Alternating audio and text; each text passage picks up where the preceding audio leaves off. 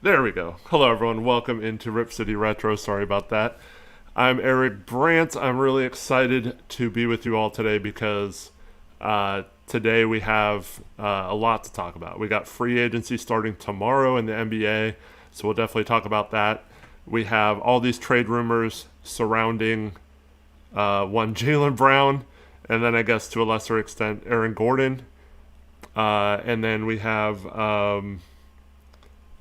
haven't streamed since the Micah Nori press conference, so I have my thoughts on that as well, as along with an article that came out about him interviewing with Damian Lillard in the room the next day. So got that to talk about. We have all kinds of stuff around the NBA, some trades that have gone down since we last spoke, and also some rumors about the oldest super team ever forming in Golden State, possibly. Bunch of options being picked up. I'm sure some of that will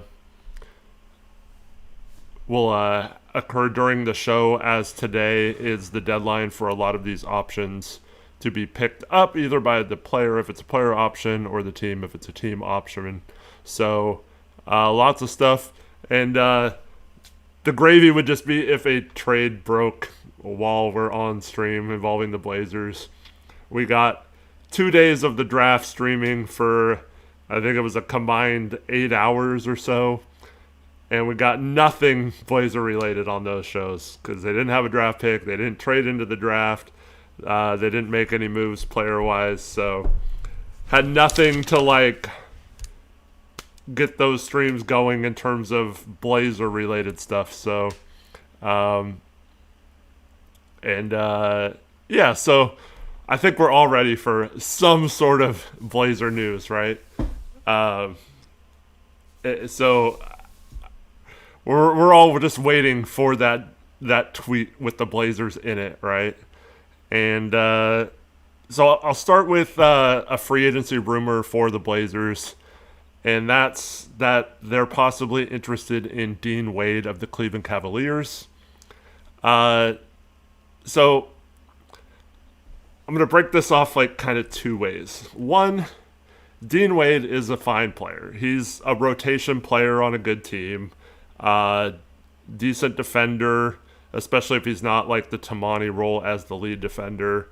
Can shoot a little bit, not necessarily a lights out shooter, but definitely someone who can help space the floor. And then, he's got a ton of positive attributes. Just a good, decent player to have in your rotation. Wouldn't be a bad signing necessarily. But where I'm going to break off from that is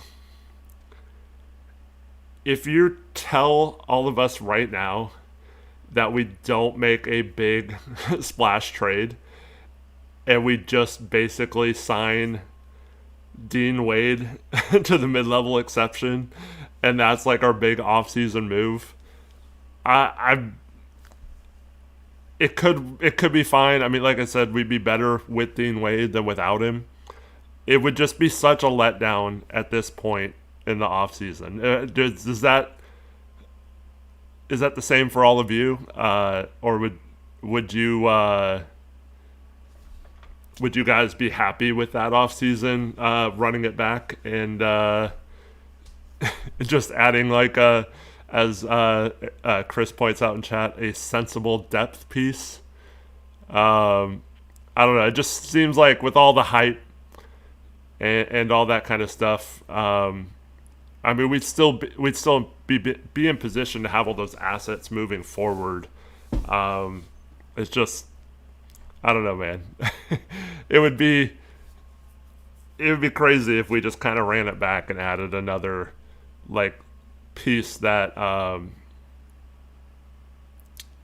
would definitely help provide depth throughout the season and definitely help us win some games. It's just not gonna, in my opinion, make a huge difference come playoff time if we have Dean Wade versus making a big trade. So Yeah, as it stands, Blazers have 4 free agents of their own heading into free agency. The big two, of course, are Rob Williams and Matisse Thybulle. There's been no talk about whether they're going to sign an extension in Portland. I'm assuming that both of those guys are going to test the free agency market. Now, I do think it is a positive sign. Both of them have been seen at the practice facility recently, and Rob Will retweeted something about Micah Nori's press conference, a clip from that. And Blake Wesley is another free agent by the Blazers, like obviously not to the extent of those first two, but he's been seen at the practice facility as well. So those are 3 guys that you would think are going to be testing the market right now with the seasons they had. But it is interesting that they be in Portland recently and all practicing, at the facility. So does that mean they're going to resign? No. Could just mean they're keeping in shape or whatever. But do find it interesting that that's the case. I fully expect Rob Williams to be wined and dined. I think he's going to have several suitors. I think it's going to take Portland giving him probably a little more than the MLE. So they're going to have to do it. They're going to have to contend with teams that are going to be offering the MLE, I think. So the Blazers have to decide if instead of like 14 to 15 million, if they're comfortable giving him 18 just to keep him. If it's like a 2-year deal, I don't really have a problem with that. If it's a 4-year deal, that's a little iffy. So definitely going to be tough to keep, like Taylor says. But we do have the advantages to we can pay him a little more than a lot of these other teams can offer. Now maybe the Lakers find a way to offer him more if LeBron leaves, which we'll talk about. But yeah, I don't know if many teams can really afford to give him much more than the MLE. So definitely going to have some suitors there, and definitely, I don't know if surprised is the right word, but I will be a little surprised if Rob doesn't entertain that at least. So, well, Alex Wolf, our noted Cavs fan, says he'll drive Wade to the Moda Center for you guys. You don't like Dean Wade? Are you ready to get rid of him, Alex? I think you're a little harsh on him. Because, honestly, he was tasked to be, like I said, their version of Tamani Kamara. Unless it was a big man, obviously Evan Mobley can guard bigs. But in terms of, like, perimeter players, he was asked to guard a lot of the other team's best perimeter players. And that's just, he's okay defensively in that role, but he really thrives as a good defender if he's not trying to do that kind of role. So I think he'd be fine on most teams, including the Cavs, if you had a little bit better defensive guard or something to take some of that pressure off of him. But yeah, we can offer the most to Rob Will because we have his full bird rights.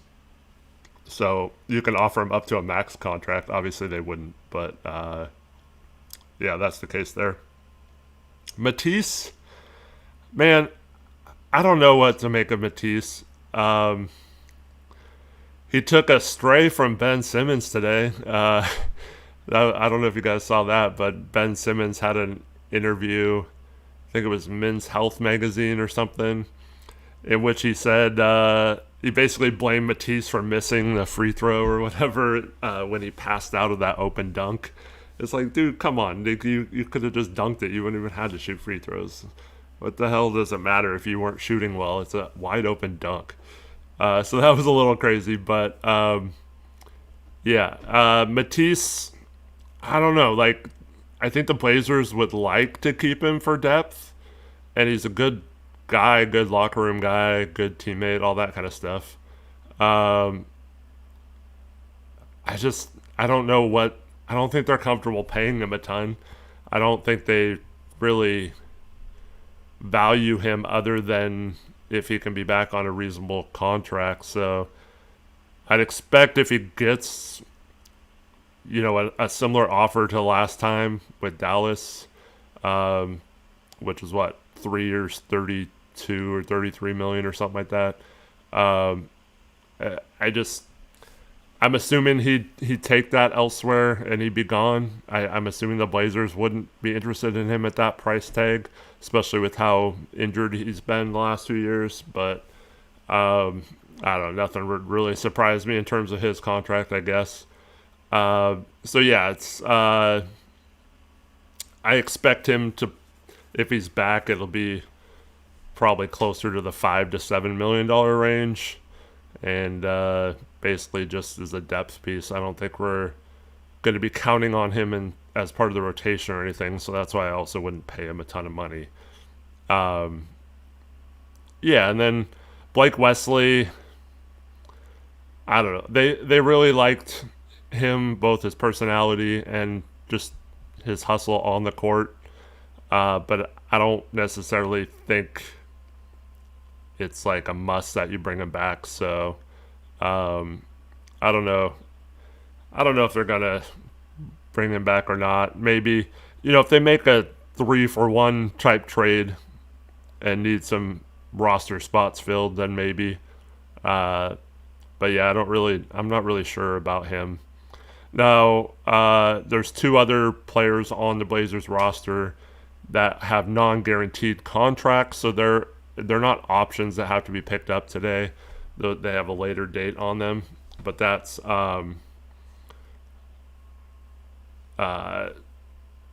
Vit Krejci and City Sissoko both have team options. They're both really cheap team options. I would be shocked if the Blazers didn't pick either of them up. Now, they have shocked us before with not picking up Trendon Watford, players like that. They're minimal contracts, but I just really expect them to pick up the options on those 2 guys. Or not options, but guarantee their salary. Would be shocked. Like, there's really no reason not to. And I think that gives us, if they pick up those 2 options, that gives us 12 roster spots filled. So minus the trade, you try to re-sign.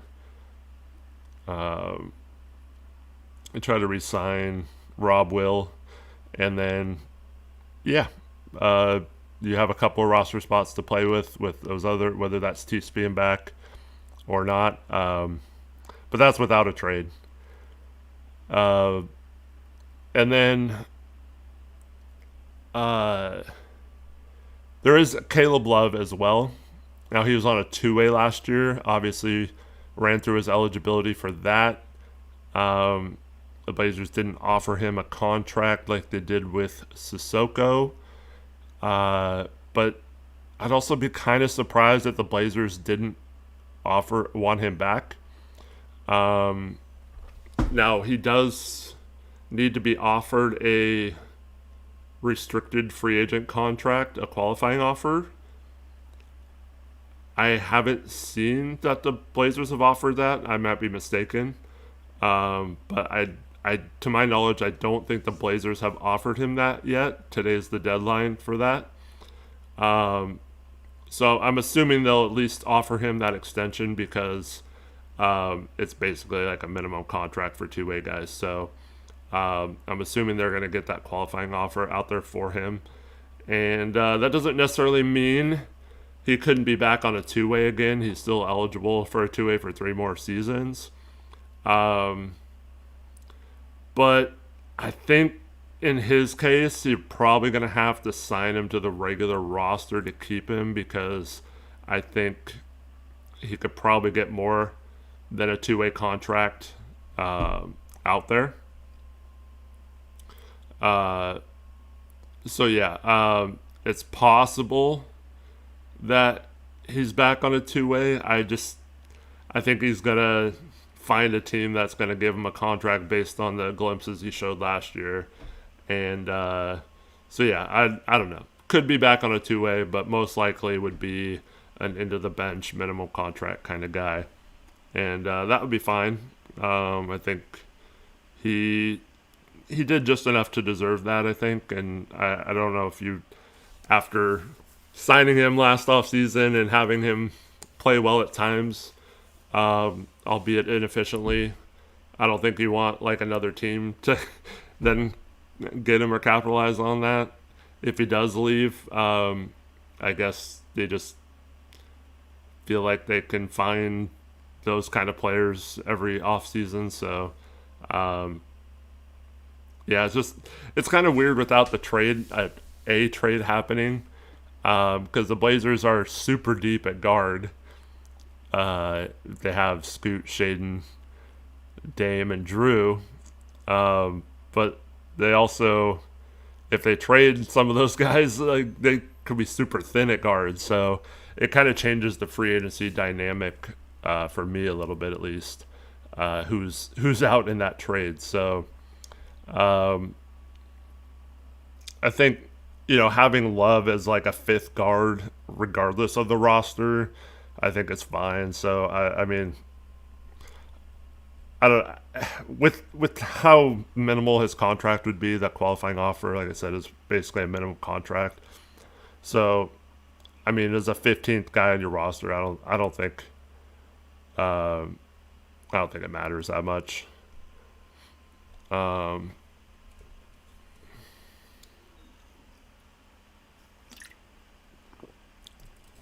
Yeah, there's a trade. We just traded for MORANT.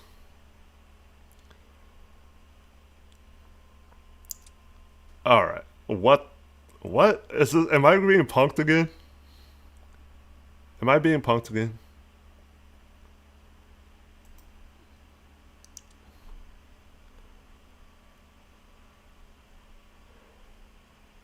What? For Jeremy and Chris Murray? What? Oh my god.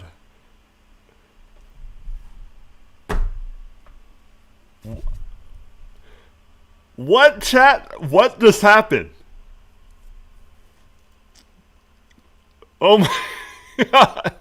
Are we actually, like, are we keeping MORANT? Like, Ja's gonna come off the bench? I mean, Chris Murray's gone. I don't think this is a bad trade, guys. But it makes no sense at the same time. What the heck? So they got off Jeremy's contract? Yeah, I mean, maybe that means Drew is, if we made that trade with the Celtics, Drew's going back to them? Oh, man. What? I this is, I mean, it's never gonna top the it's never gonna top the Luka Doncic trade, like thinking it's fake, but like I can't believe that's real. Holy crap. And I mean, if this is, I don't know if it's like this season or not, but like if it's happening right this second, then Ja can still, they could still like maneuver this trade into a bigger trade if it's a new league year trade, which, so they basically have like 8 days to figure out other pieces, if there is still something. But it's like the complete opposite of what the Blazers need. So I just I mean, yeah, I guess people were right that Joe's going to do something that no one's talking about.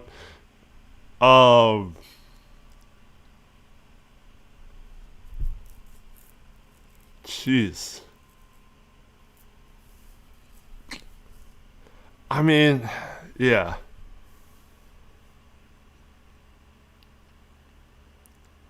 Wow. Yeah, I mean,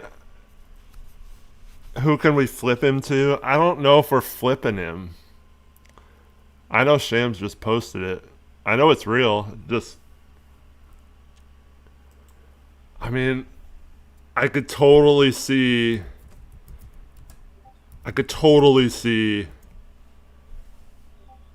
Holy crap, this is crazy. I could totally see the press conference right now, Joe just saying we had a great we were in a great position to add a talented player without giving up a ton and no draft capital, and so we'll figure out the rest later.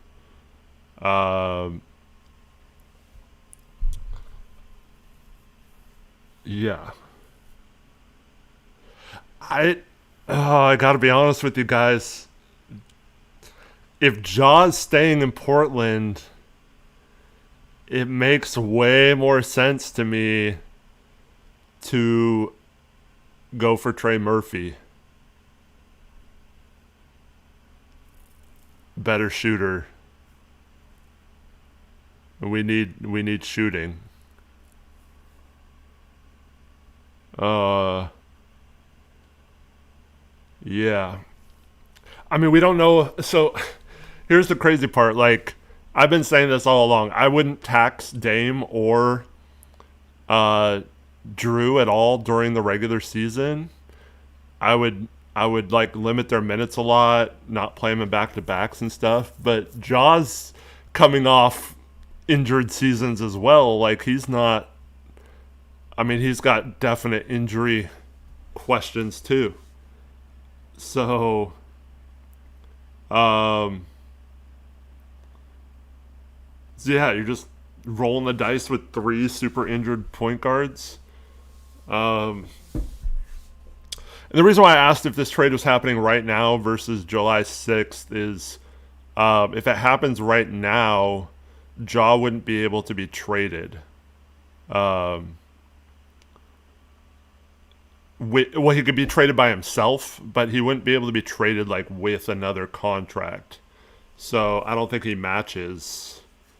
I don't think he matches Brown. He only, oh, I'm look up Morant's contract. So yeah, he only makes 42, and Brown's at like 58. So Blazers wouldn't be able to combine his contract. So that's what I'm thinking. Like, it might be part of. It's one of those things. Like, this happened when we drafted Shaden Sharp, like, and a little bit when we drafted Scoot, because some of us didn't know that the Blazers were for sure keeping him. But like, you kind of went through those next couple hours, like, okay, are we keeping him, or is this part of a trade? Or like, so, yeah,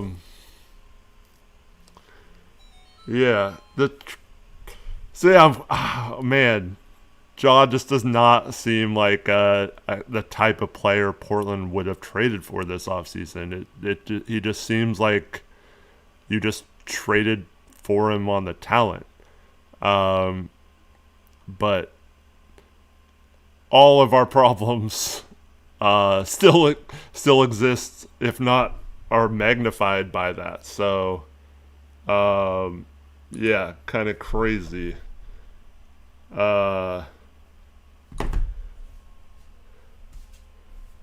Kuminga had his option declined. But yeah, I mean, we'll see. I like Jaw. So is he going to be happy coming off the bench? So here's the deal, guys. Jaw can be flipped by himself in any trade moving forward if the trade happens right now. If this trade is a July 6th trade, then the Blazers basically have 8 days to rope in another move and use the outgoing contracts of Jeremy and Chris to kind of match salary or do something else. or if, yeah. But yeah, we all, well, at least I assumed that Dame would be wanting. I mean, I thought the plan was for Dame and Drew to play together.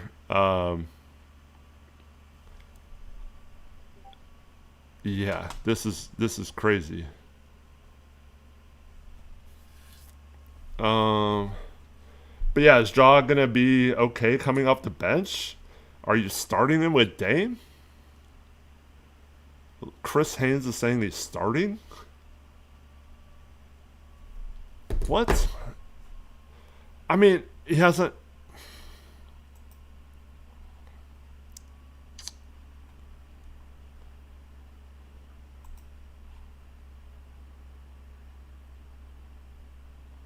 Jaw's better than Dame. I mean, have you seen Jaw play when he's played the last couple of years? His Jaw's not better than half the league at, like right now.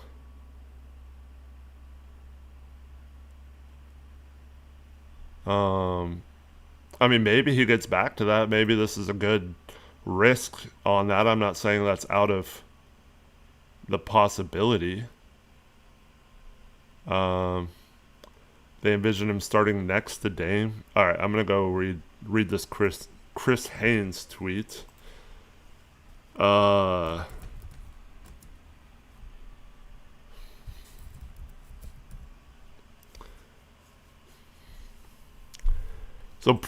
yeah, I mean, if he's saying this, all right. So Chris Haynes says the Portland Trailblazers envision a starting backcourt of Damian Lillard and Ja Morant alongside Denny Avdia on the wing.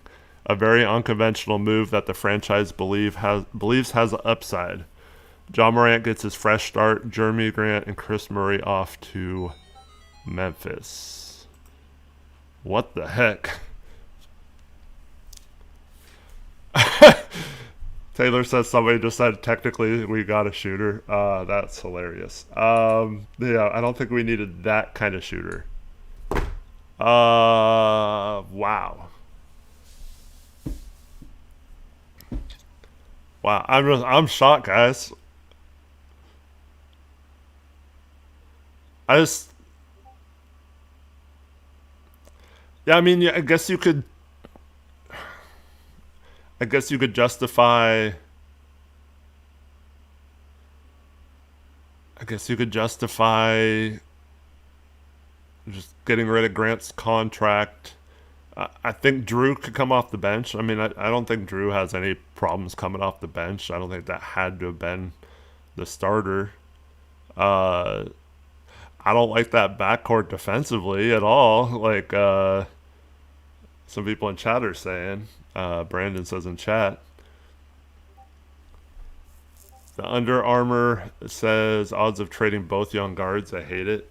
Uh, I thought the odds were pretty good that we were going to trade both guards, both Shaden and Scoot for Jaylen Brown if that happened. Um, yeah, I agree. Squid says you can't have both Drew or all three of Drew, Scoot, and Sharp off the bench. There has to be another move. Um, I think Trey Murphy makes more sense than Jaylen Brown currently. But I don't like New Orleans asking price. I, man, yeah. I mean, it was said that from Memphis's point of view, they were going to have to attach picks. That every team they had talked to was asking for a pick in addition to taking on Jaw. So, um, yeah. So now the roster makes no sense. There has to be another follow up move. Man,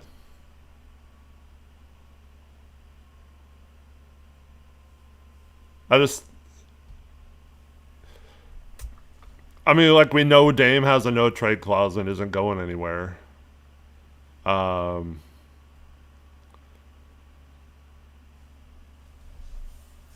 I just I don't like the Jaw Dame. I don't like that combo. I mean, I guess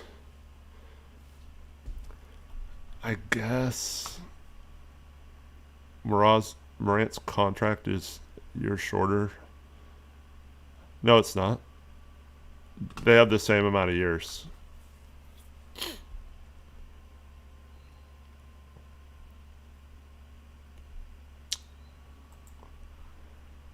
They have the same amount of years. I think this also hard caps us at the first apron if we sent out less money than we're getting back.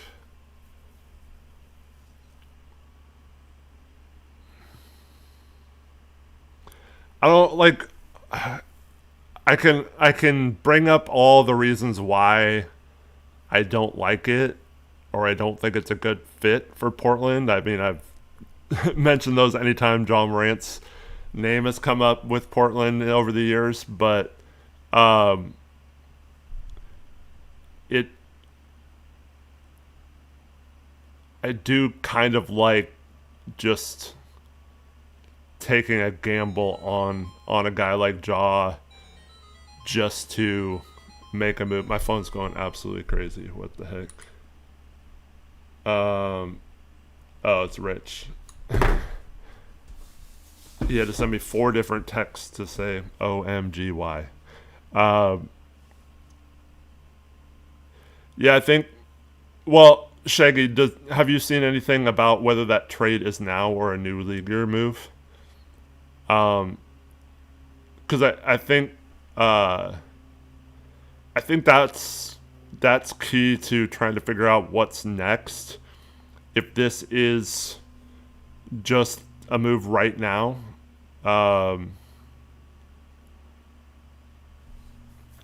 yeah. If it's happening right now, then you're correct. But either way, I think in the new CBA, right? If you're over the first apron, you can only do, or is it? It might be a second apron. Yeah. Yeah. Yeah.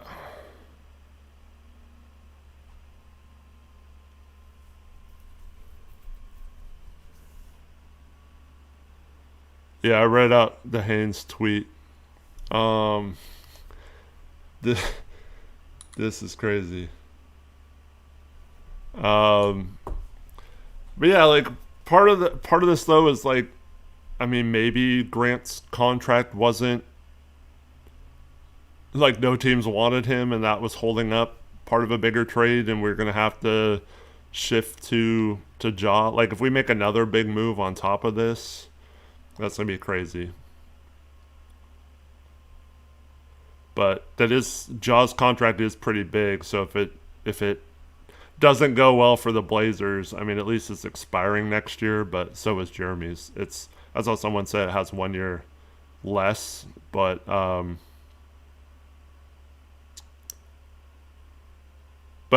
also just thought we would use Grant's contract in a big trade. But I guess if it's not Jaylen Brown, I wonder what Cronin's cooking right now. Yeah, Alex, we definitely have we can still make the money work. It just basically Drew and Jeremy had the same or very similar contracts. I think Drew's a couple million more, so they could still easily just whatever the. I mean, right now Drew, Scoot, and Sharp, and picks for Brown looks like it might be the move. Or maybe this is a pivot off of Brown, or maybe they're just trying to scare him off of it. But yeah.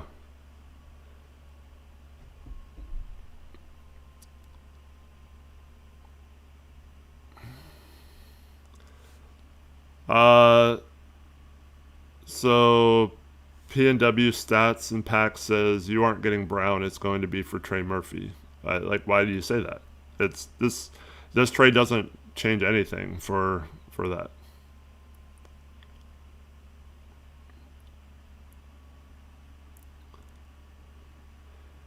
Does not matter one bit.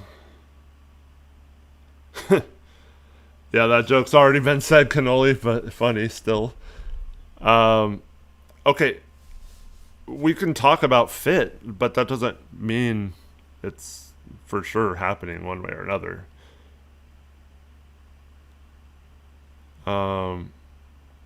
Yeah, so basically the Blazers can still trade for anyone in the league, pretty much matching salary with Drew, Shaden, and whatever other pieces you want to throw in.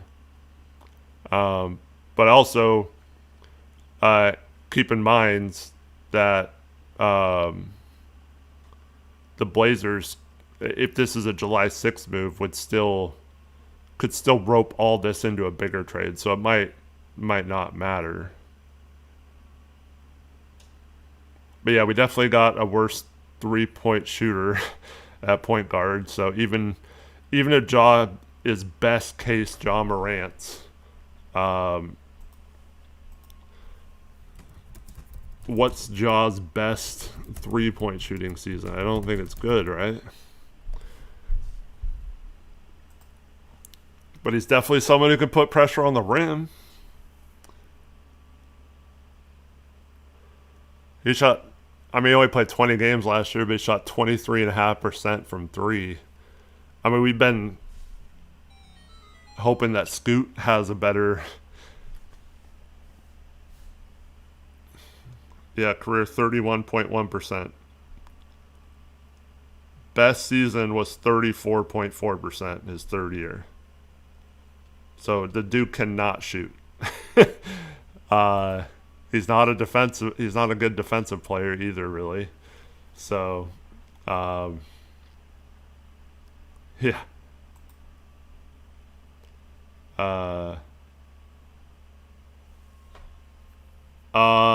Wrong, Shady. It's reported that Dame and Ja the plan is to start both of them together.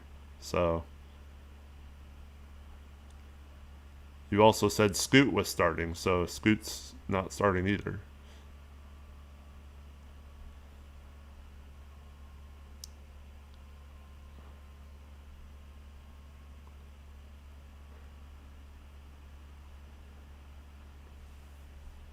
As far as I've heard regarding Trey Murphy, the Pelicans refuse to trade him if they're not getting 4 firsts. So I don't know if that'll change at all, but that's basically the same asking price for Jaylen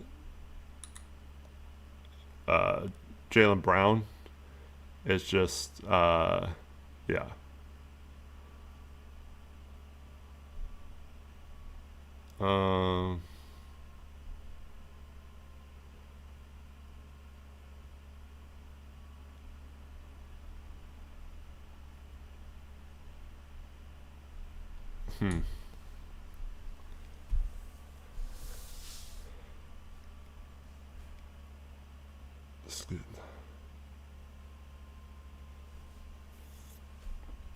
Yeah, I mean, the Pelicans just drafted Fears a year ago. And so I don't know if they really view Scoot as a first round pick or not.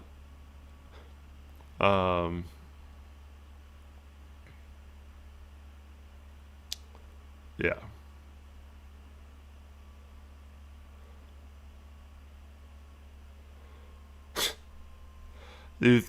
Shaggy says, one way to look at this, Joe truly felt this job was online if he didn't make a big name.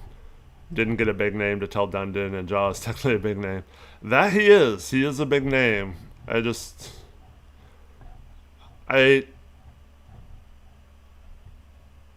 just weird how many conversations and times we've had talking about a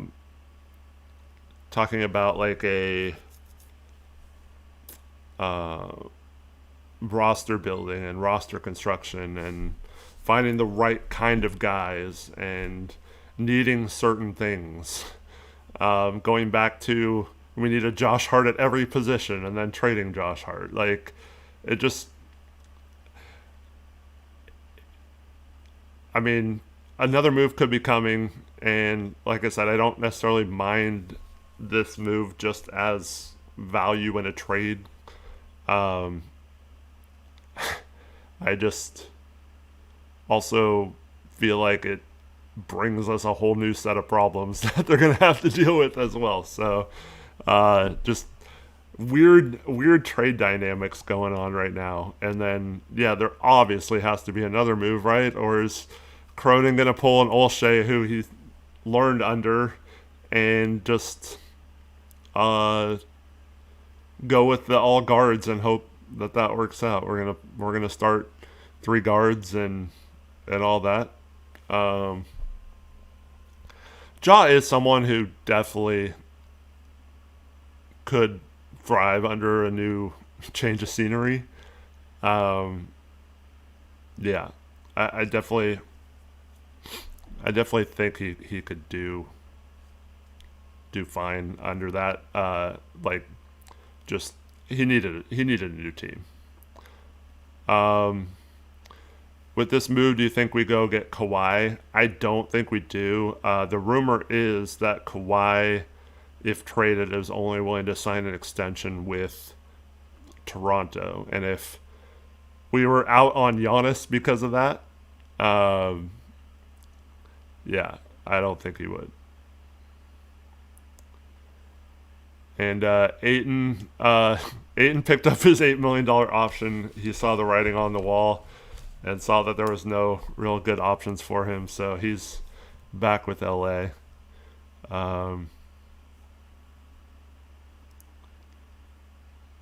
Yeah, locker room, like, because, I mean, obviously going back to the Jailblazers era, and then, in 2011, they didn't have the best locker room, and it resulted in kind of a mutiny against Nate McMillan at the time, and led to a whole new GM, and that's when they hired Olshey and Stotts.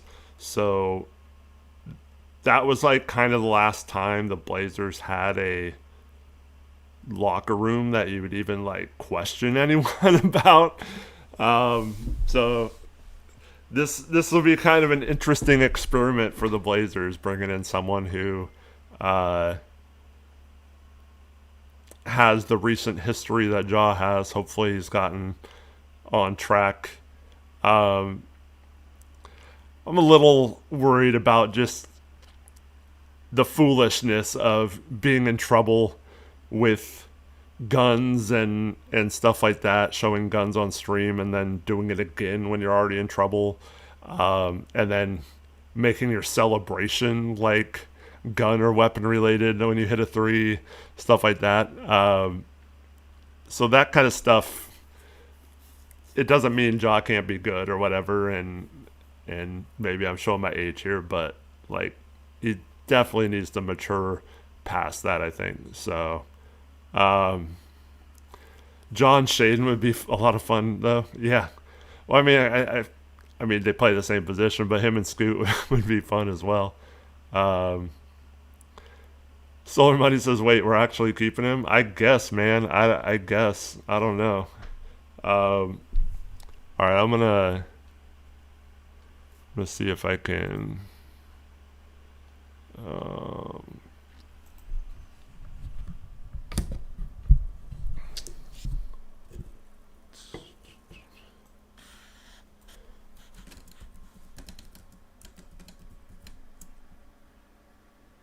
I'm gonna change the title here real quick. That's crazy that I was live too.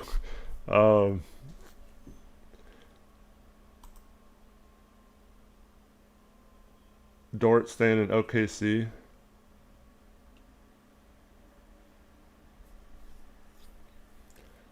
I'm just shocked, man. I cannot believe we traded for him during the stream, but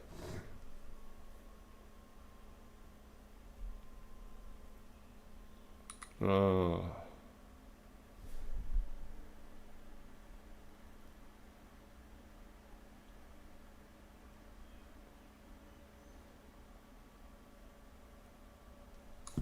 yeah.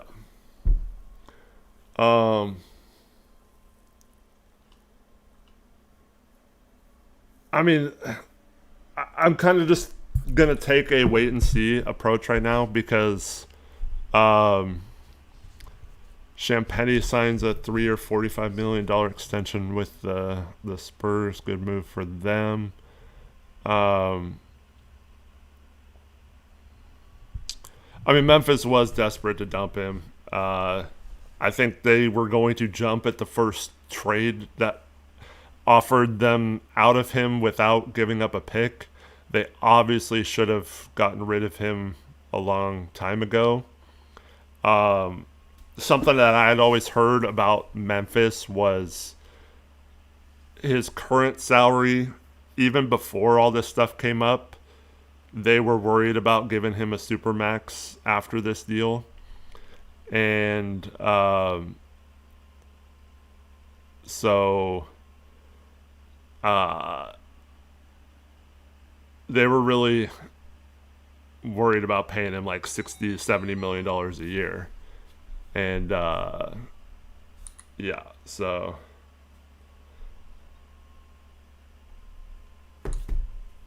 they they should have traded him then. They should have traded him before all this stuff happened and just realized that that wasn't going to work out. But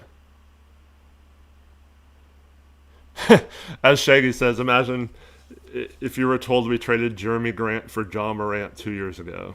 That's crazy. And I think I'm all right. Got to preface this by saying Chris Murray, great guy.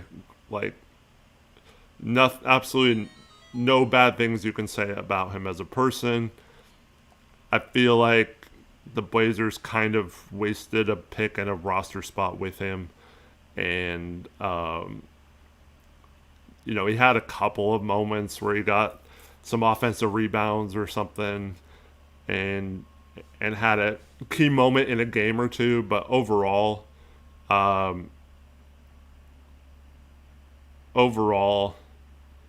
wasn't really.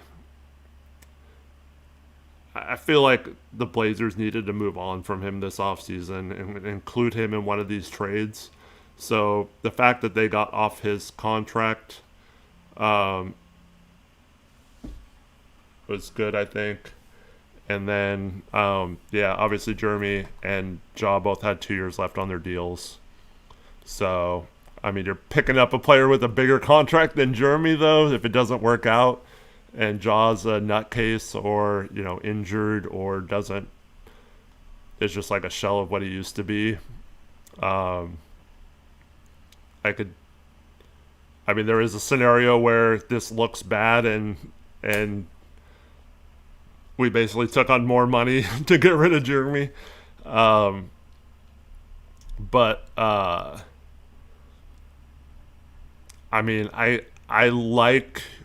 like kind of just going for low risk, high reward type situation.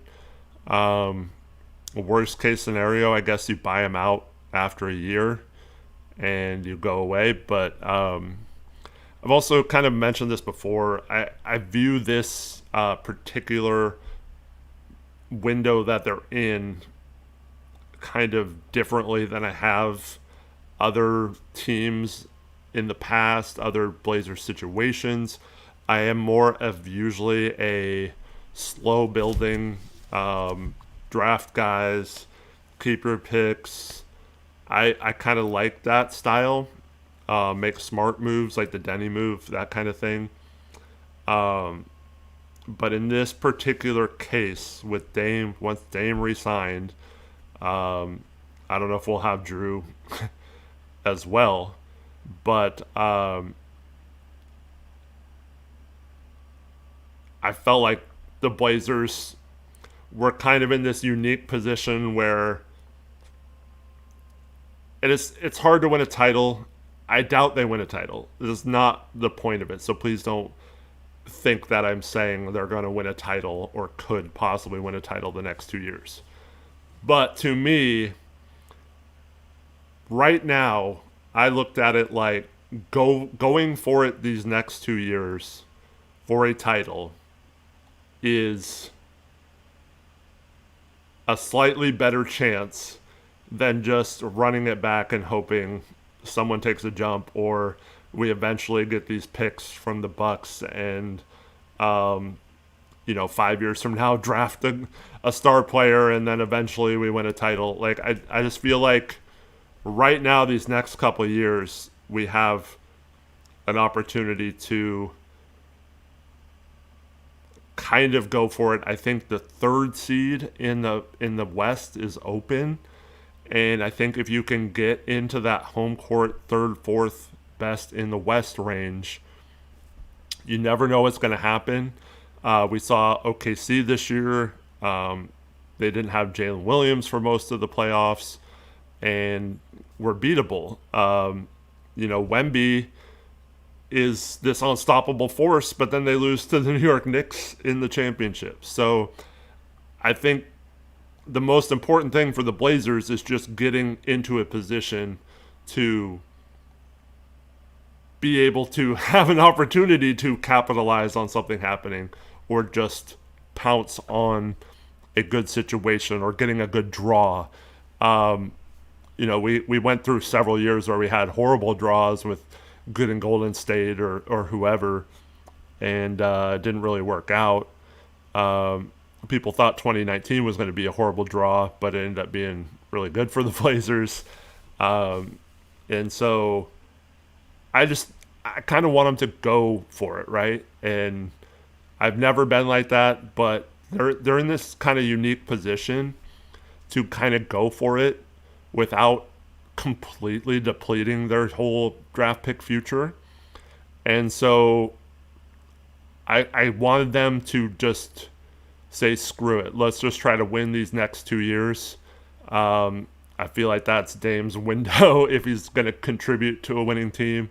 Now he could still maybe contribute off the bench or in a lesser role after that, but if you're going to get any sort of chance, and that's not even saying Dame's going to be 70 or 80% of what he was. I'm just saying, like, if you have any shot, like, you had to go for it now. And so I don't mind them going for it. I don't know if Ja is actually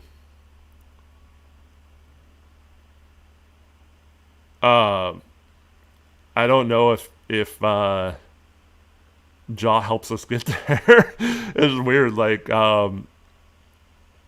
it's just like a lot of our weaknesses just get even bigger with him. But I mean, if we're going to be the type of team that plays with pace, attacks the paint, kicks out the shooters,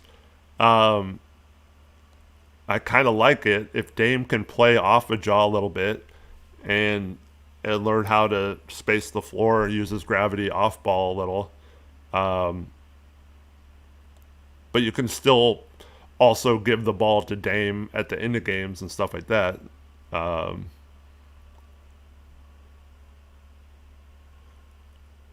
Betting sites are going crazy now for Portland getting JB.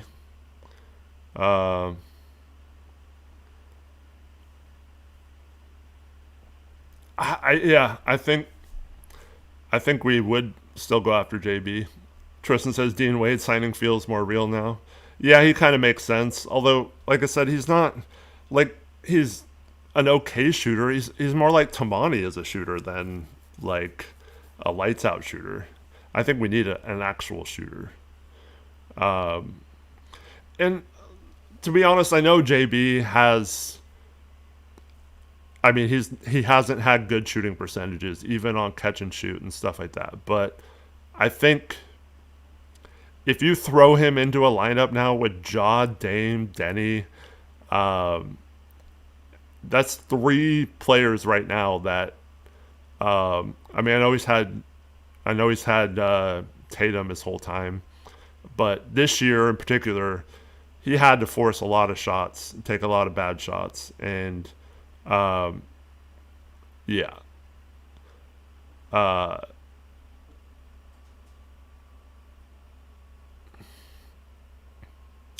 do I think this is a hedge against Dame being severely diminished when he comes back? 100% no. And the reason why I say that is because I feel like Scoot was the hedge. And keeping Scoot would have been the okay, well, we still have Scoot if Dame's not okay. Or I think Nurk got a bag. What was his contract? Uh, yeah.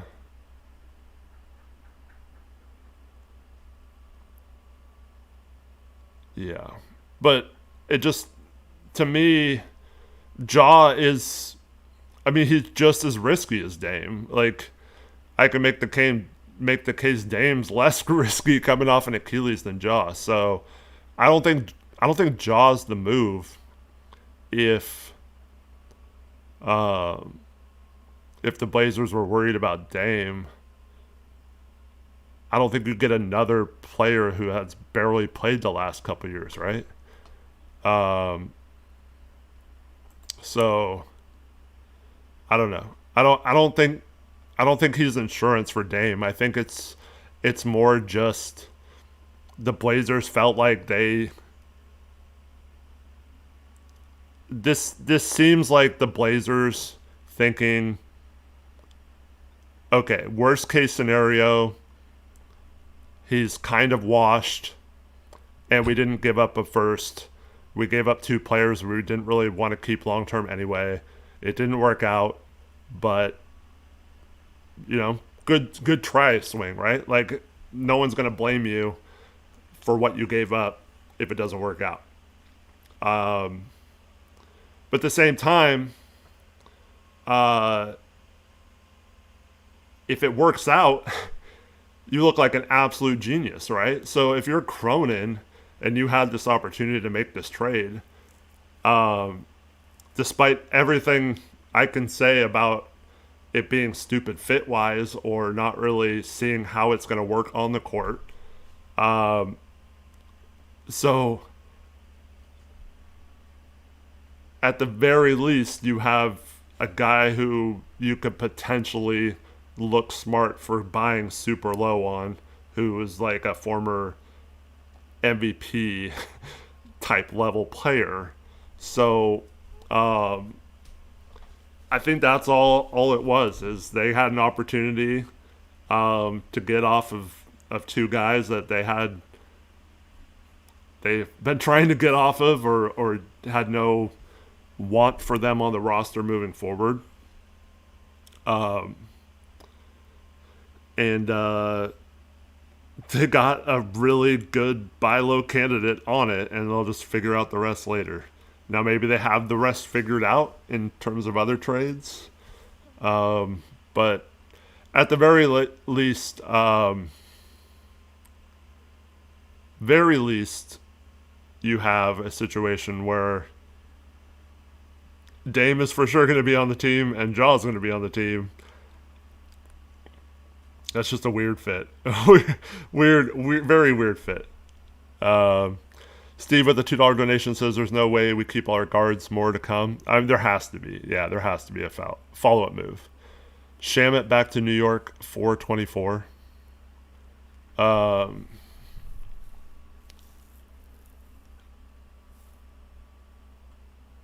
Yeah.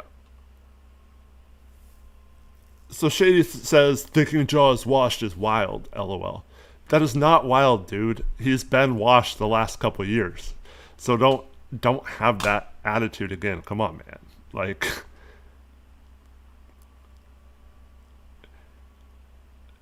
it's actually more likely that he's not Jaw anymore than he is Jaw. Uh, so come on. I'm not saying he's completely washed or that's the case, but to rule that out as a possibility is crazy. Malachi says, does this mean we use Drew to go for JB. Yeah, I don't necessarily think. Um, I don't think that Boston cared really. I think Jeremy or Drew would have been fine for them coming back. I don't think that's the holdup of the trade at all. I think Jeremy would have been fine for them. Um, but yeah, this does. If they do make a big move, it does sort of seem like Drew would be just replacing Jeremy in all these trade scenarios that we've talked about.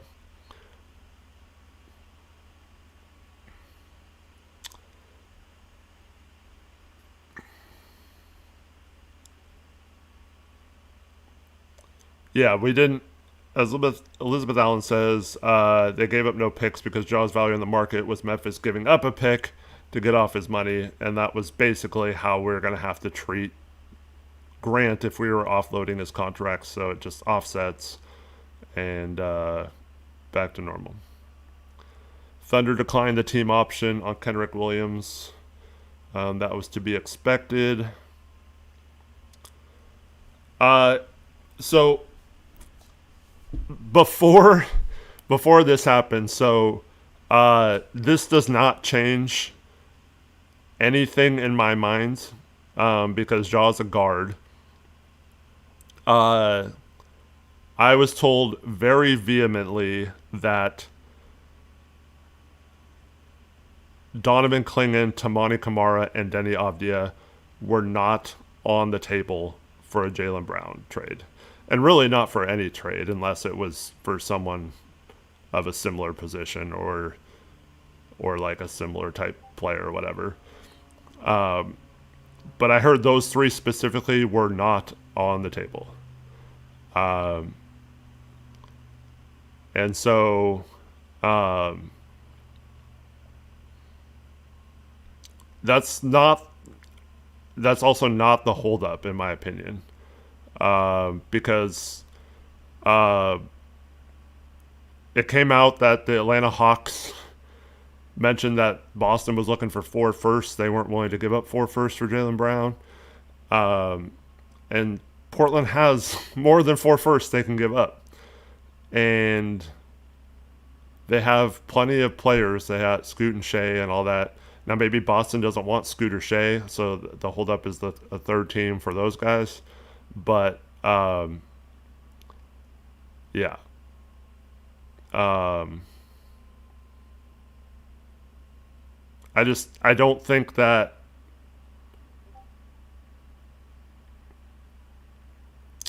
Portland doesn't have to include Clingan. And if it means no deal for Jaylen Brown, I think they're fine pivoting to someone else. Like obviously they pivoted to John Morant, I guess.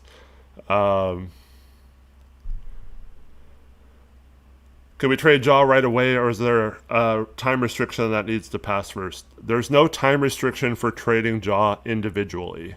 So you can move Jaw by himself. If this trade is official today, then there's 60-day window before he can be traded with another player. If it is a trade for July 6th, then the Blazers could, whatever moves they made, signings, it could be a sign-and trade roped into this.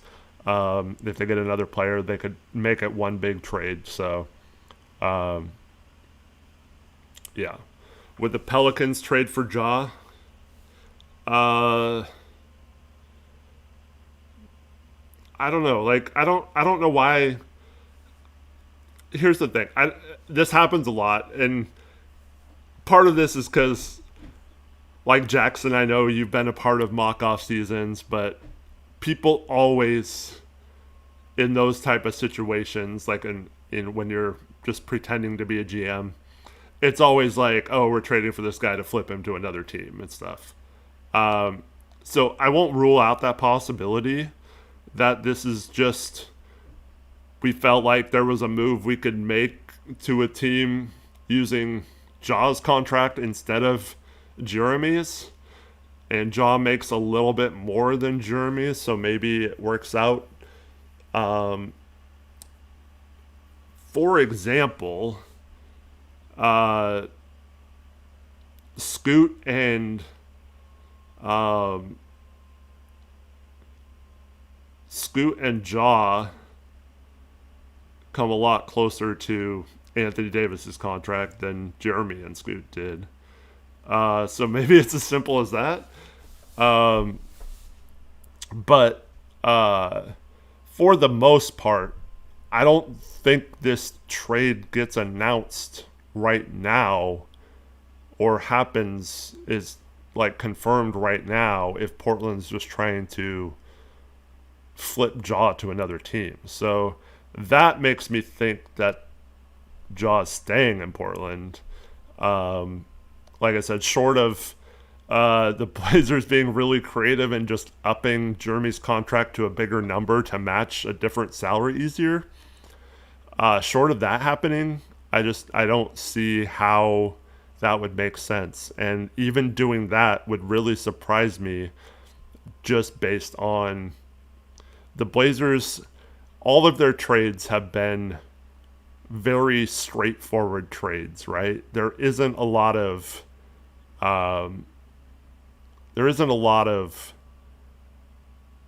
creativity or like multiple layers to them.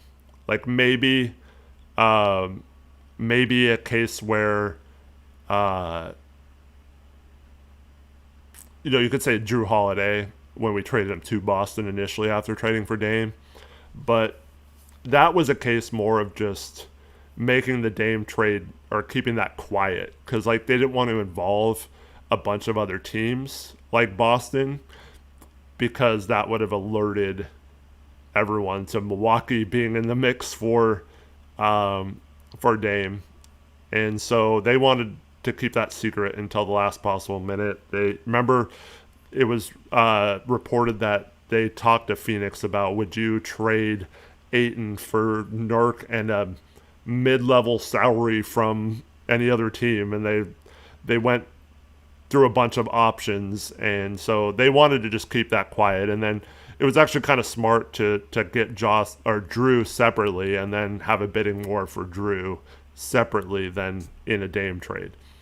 But that doesn't make sense here. It would have made more sense to be just part of a 3-team deal or a bigger trade right now. So, yeah. I don't know. I don't understand how this is all going to work. Like, obviously, there's going to be a follow-up move and all that, but yeah. Let me see. Via Shams, Portland has spoken with Ja and is excited to start a new journey with the Trailblazers. All right. I'm excited to have him. It definitely makes this team must see, right? That's must see.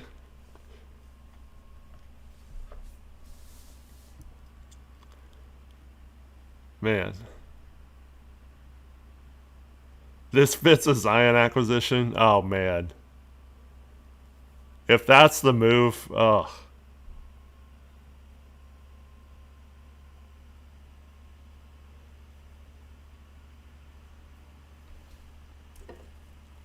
Yeah.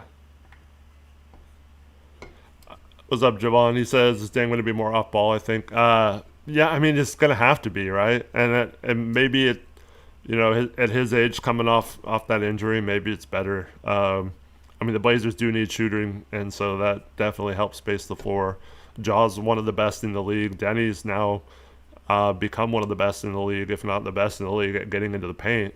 So you have two elite paint touch guys.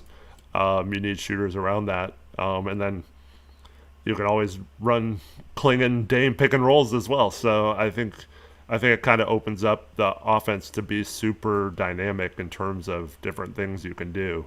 Now, defensively, I have no idea how that's going to work. It doesn't seem like it would be able to work.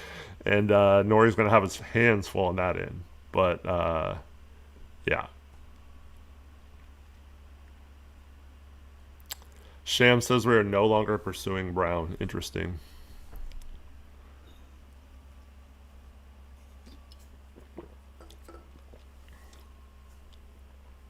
So it's got to be someone then that.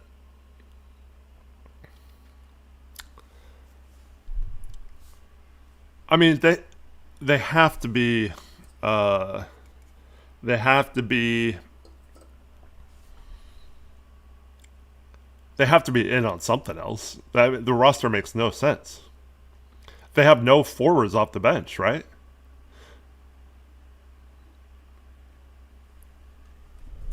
They have.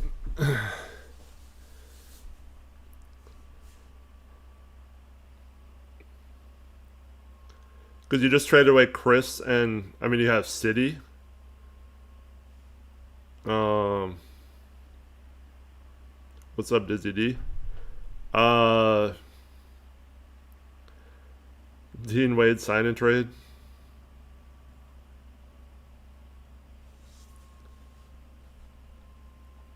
Yeah, I knew Steven wouldn't like that trade or like that backcourt. Um, yeah, I mean, I'm sorry to Beat and City, but that can't be your backup. That can't be your second unit on a contending team. Uh,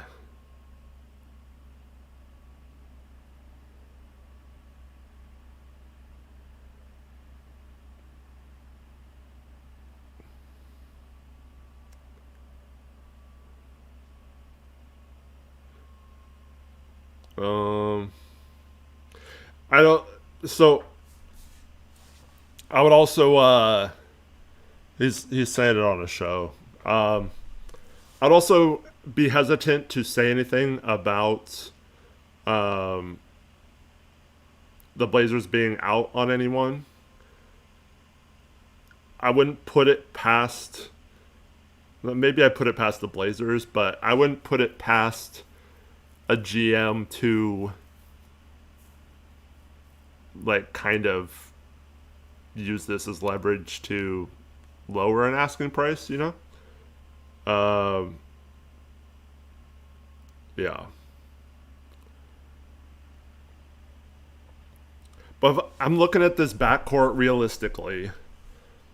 Uh, I mean, one Dame and Jaw make no sense together. I mean, I guess they're gonna try it, but we'll see how that works. Um, but to me, I'm sorry, but Scoot makes no sense with John Dame either. Like those, I don't see how those three coexist. Sharp is a little different than those three. Um, I mean, maybe you could argue Scoot's been more improved defensively than any of those other guys, so he could find a way to fit in better. But to me, Scoot, Dame, and Jaw, it's too many like guys that I don't know, kind of need the ball in their hands, aren't really off-ball players unless Dame learns how to be that a little better. But I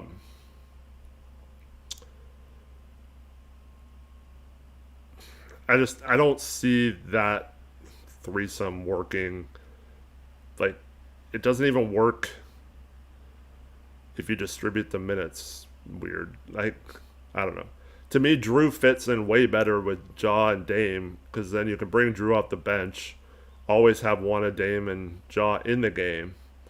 But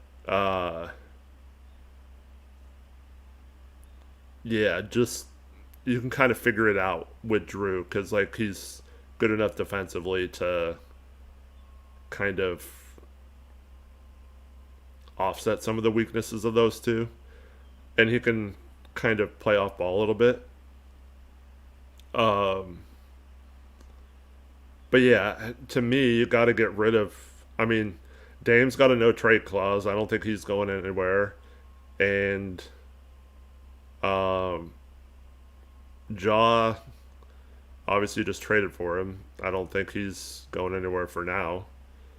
I think Scoot's the odd man out. So I'm assuming they're moving on from him, and some of that might be, maybe they've already spoken to him and his agent about an extension, and they're not comfortable with how far apart they are. Some of that might be Scoots wanting to bet on himself this year, which I think is smart if I'm him. And Scoot did post a Blazer highlight thing of him on Instagram this morning. So I don't know. I hate to say it, but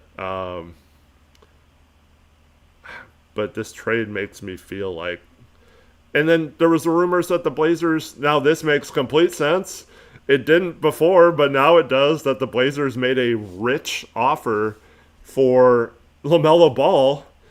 So now that, like, obviously they're just trying to trade for whoever is available. And so, to me, you could say, oh, you could try to spin it, I guess. But the fact that they made an offer for LaMelo and now made this trade for Ja,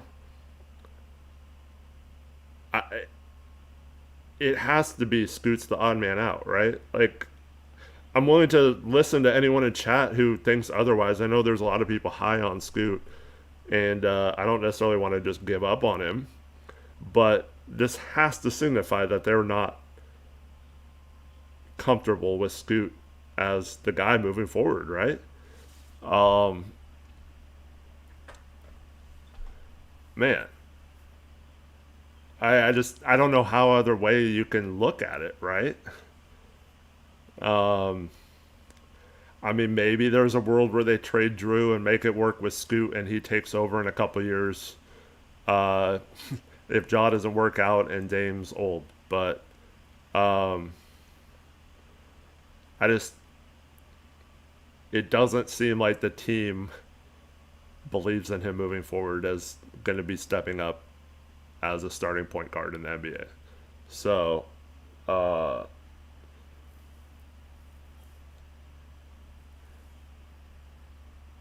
Shaggy says maybe after making his role more off ball, they viewed Scoot as a shooting guard.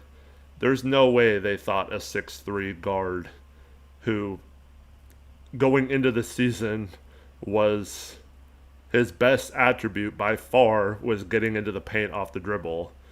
And you didn't want him playing off ball. Even if he showed strides in that and showed he could play a little bit off ball this year, with his playmaking completely deteriorating because of it, there's no way that they are thinking, oh, Scoots our shooting guard moving forward. Um, Feels to me like he's out, like he's gonna be part of the trade. Like I'm trying to think of a way that this is that you can show faith in him while also bringing in Dame back and having Ja now, still having Drew technically. Yeah.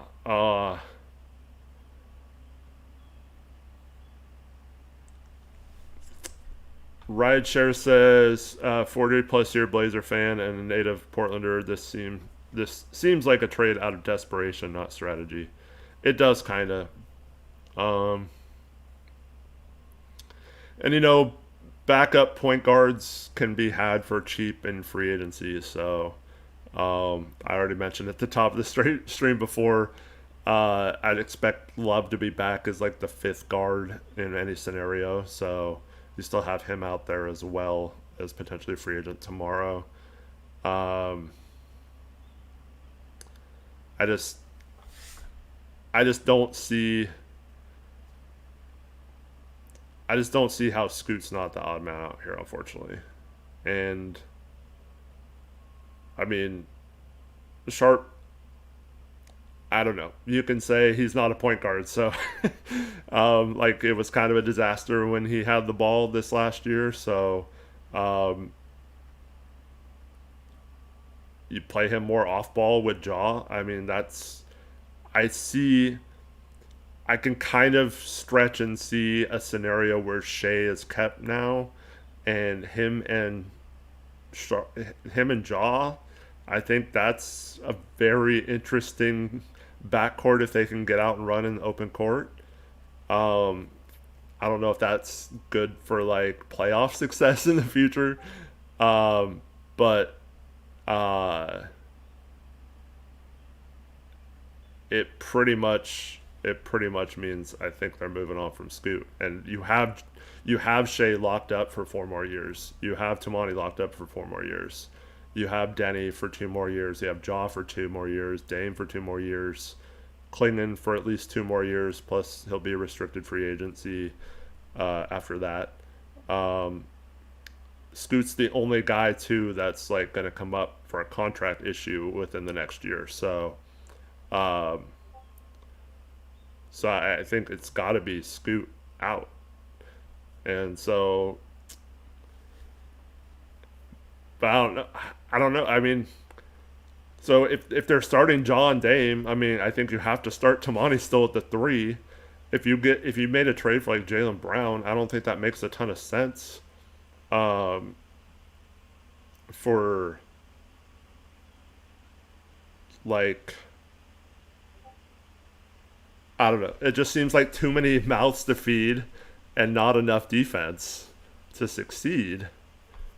I don't know how that works. I don't think Jaylen Brown makes much sense anymore, and it's weird. Um, I don't know. It's kind of strange that the Blazers would.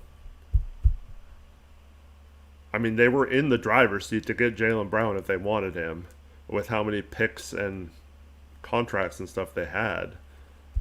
It would be interesting if they just pivoted off of that while being the front runner. What scared them? Uh, I don't know.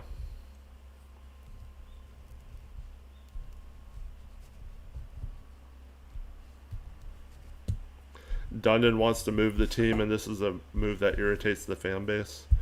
Um, what the thing that people don't understand about the Dundon wanting to move the team thing is why did he think he had all this financing in place if he wanted to move the team?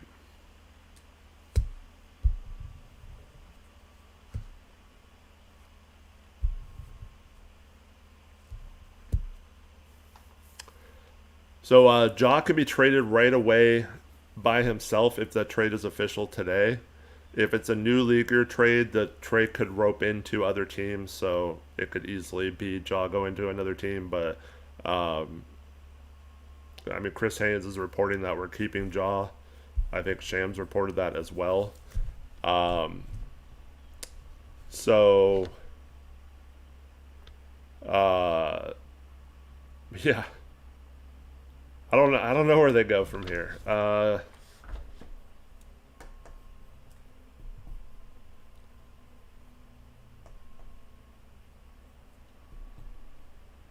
But I don't understand like Dundon.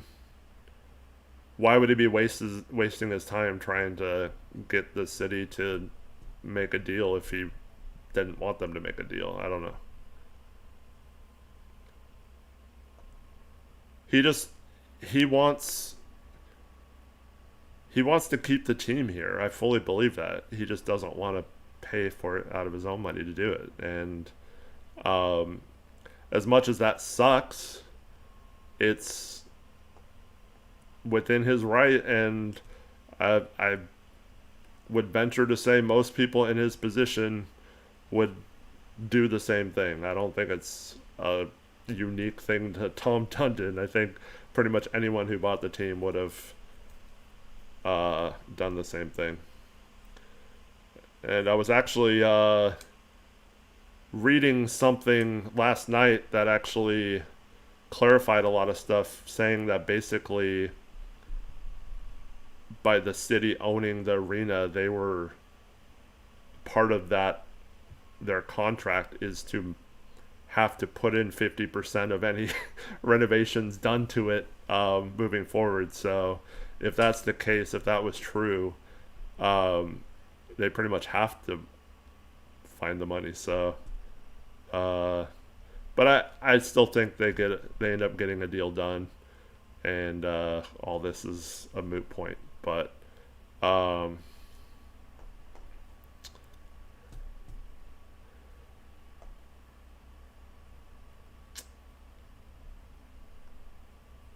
dude says Jaw has a massive upside and loads of talent. Getting rid of Grant's contract is awesome. Murray is addition by subtraction.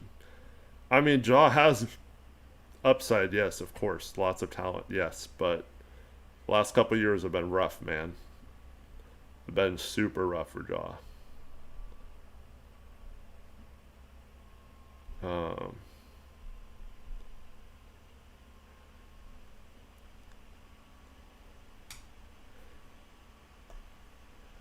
Funny Blazer here.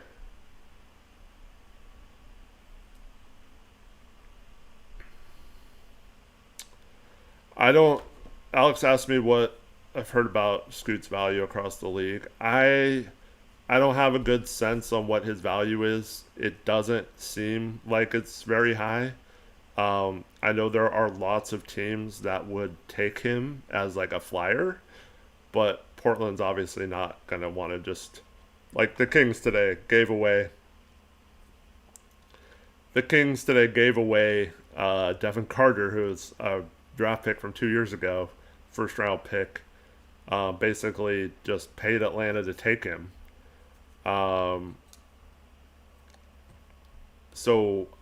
there's, half the league would take Scoot if it only took seconds or whatever.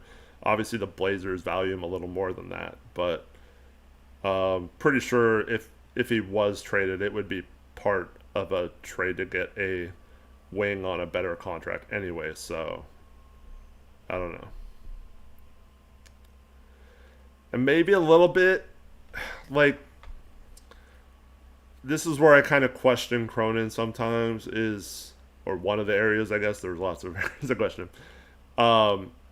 If the plan is just kind of wait and see how free agency shakes out, and then like see what teams need a guard, and then offer someone that way. It's kind of just once again hoping that something pans out. Without, to me, this is the type of move that you make if you have the other moves already lined up.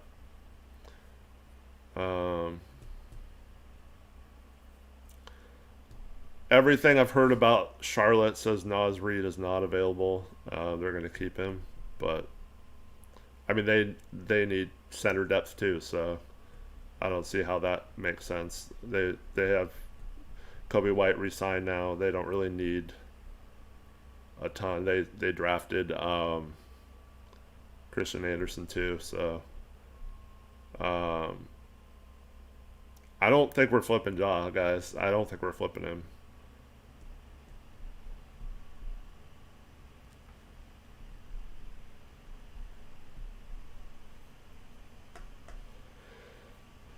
Yeah, Shaggy with a good question. How do you be front runners on Jaylen Brown and then wuss out? You don't not grab an All NBA guy in their prime if it's within reach. I mean, this has always been their MO, kind of. They're willing to make the cheap moves to get a player. And go back to like Scottie Pippen, right? Like we got him for six players for one, and they were all players that weren't really significant or big losses for the Blazers. But that was a trade that obviously worked out really well for the Blazers. And we actually re-signed two of them, I think. Augment and another one came back. But yeah. Who's being a whiny bitch? Okay. Sorry, Jasmine.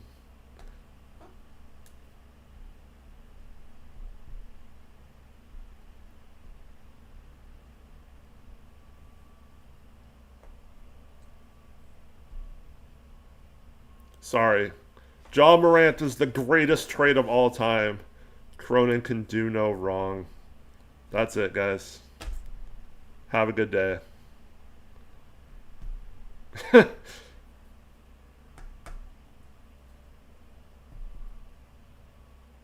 Yeah, it's like Blazers are really good at making those kind of moves where, like, to me, it's like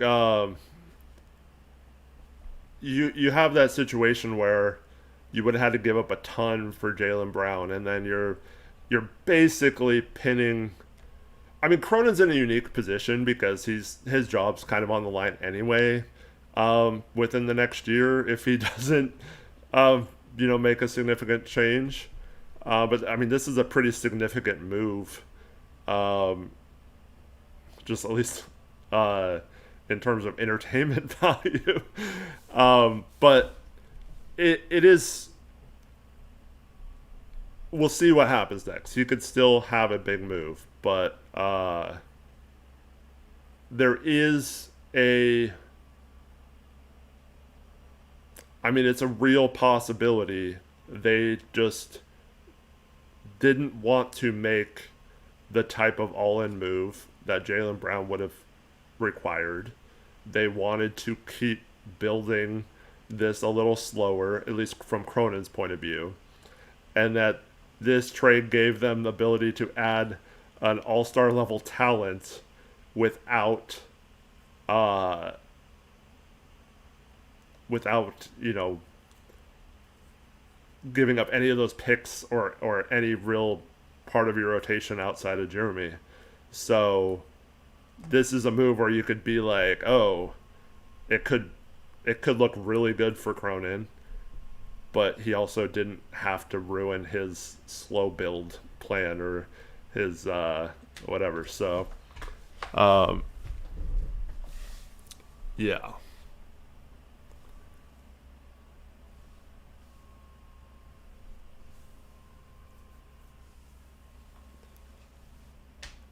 I have not said anything negative about Cronin other than my opinions on the trade. Like, what are you talking about? This trade is fine. I hate when people come in and have no idea what people are talking about.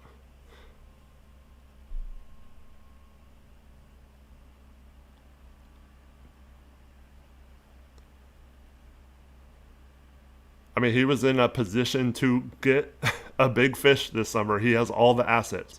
And just like in 2023, the third pick had no value around the league. Give me a freaking break, dude. That's stupid.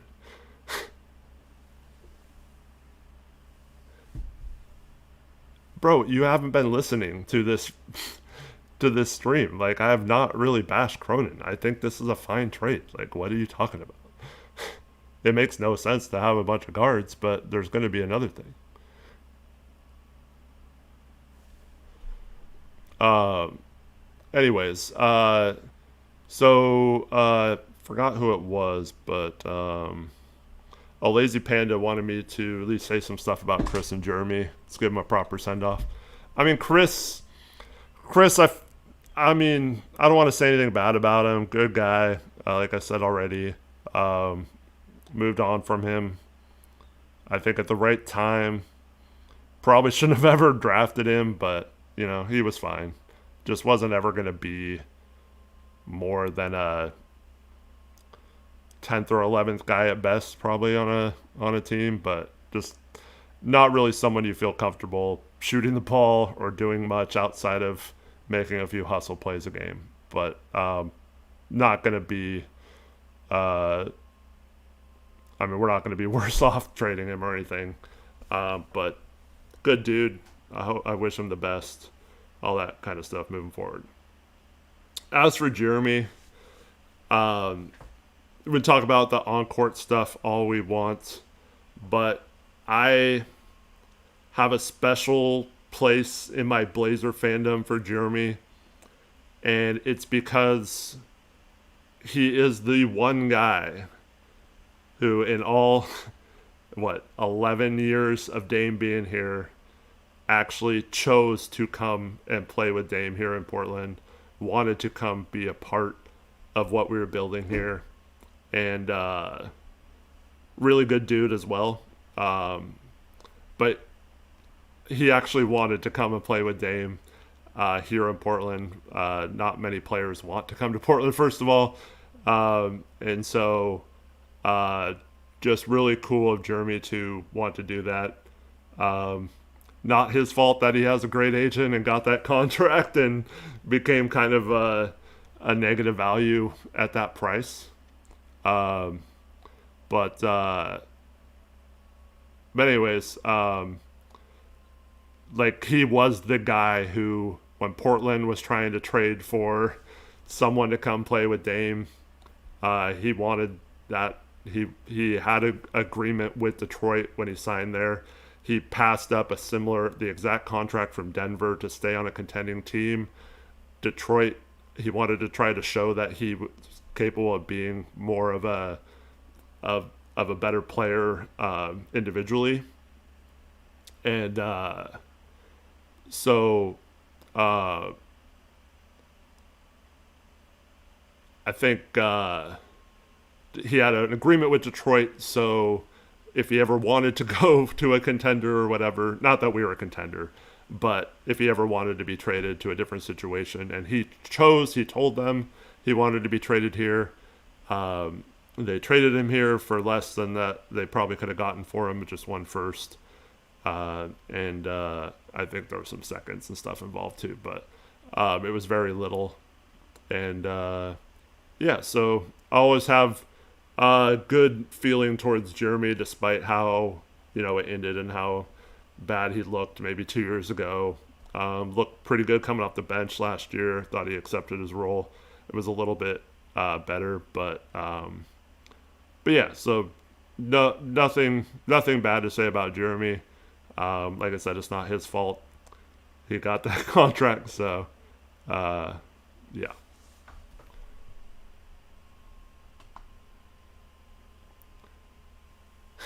Ryan said my reaction made him smile. Yeah, it was really confusing. I was expecting if we made a trade, it would be, for Jaylen Brown, but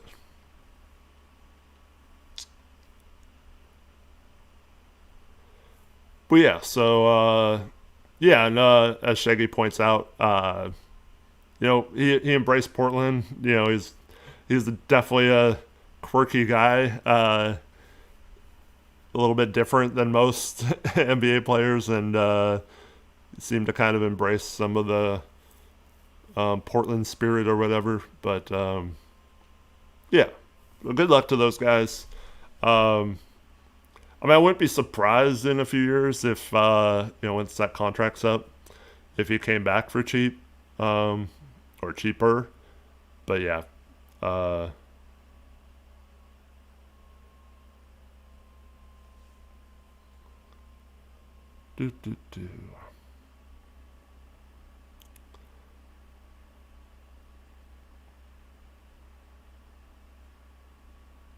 Yeah. So nothing bad about those guys. And like I said, when the trade happened, it makes sense from a contract point, and just looking at this trade, Jeremy and Chris for Ja makes sense on paper. So yeah.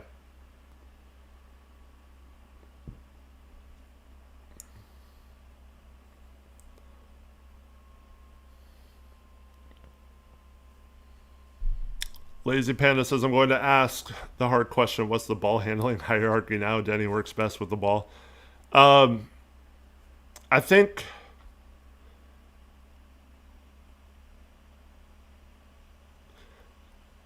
I don't know. I think Denny, I've talked about this before. I think having another paint creator isn't a bad thing for a paint creator, unless you're like a terrible shooter. So like Denny with the ball with Ja spacing the floor doesn't make as much sense.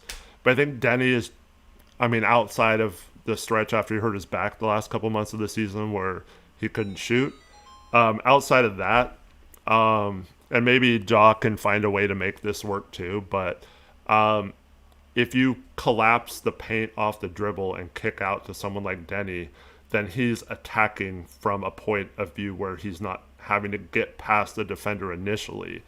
And for Denny, I think that's just as good as him bringing the ball up and having him initiate the offense. So, to me, you kick out to him, he attacks a closeout or gets a dribble or two going downhill before the defense can react to him. I think there's a way to make that work that way. Ja, I don't know. I'm not sure. But he similarly could attack closeouts like that. But Ja, I mean, we'll have to see. It hasn't been as good when he's played the last couple of years, but he hasn't also played that much. So we'll see if he's back to somewhat being Ja, because before he's kind of the opposite. Like he can get by a defender off the dribble, or using a screen, really good in the pick and roll. So,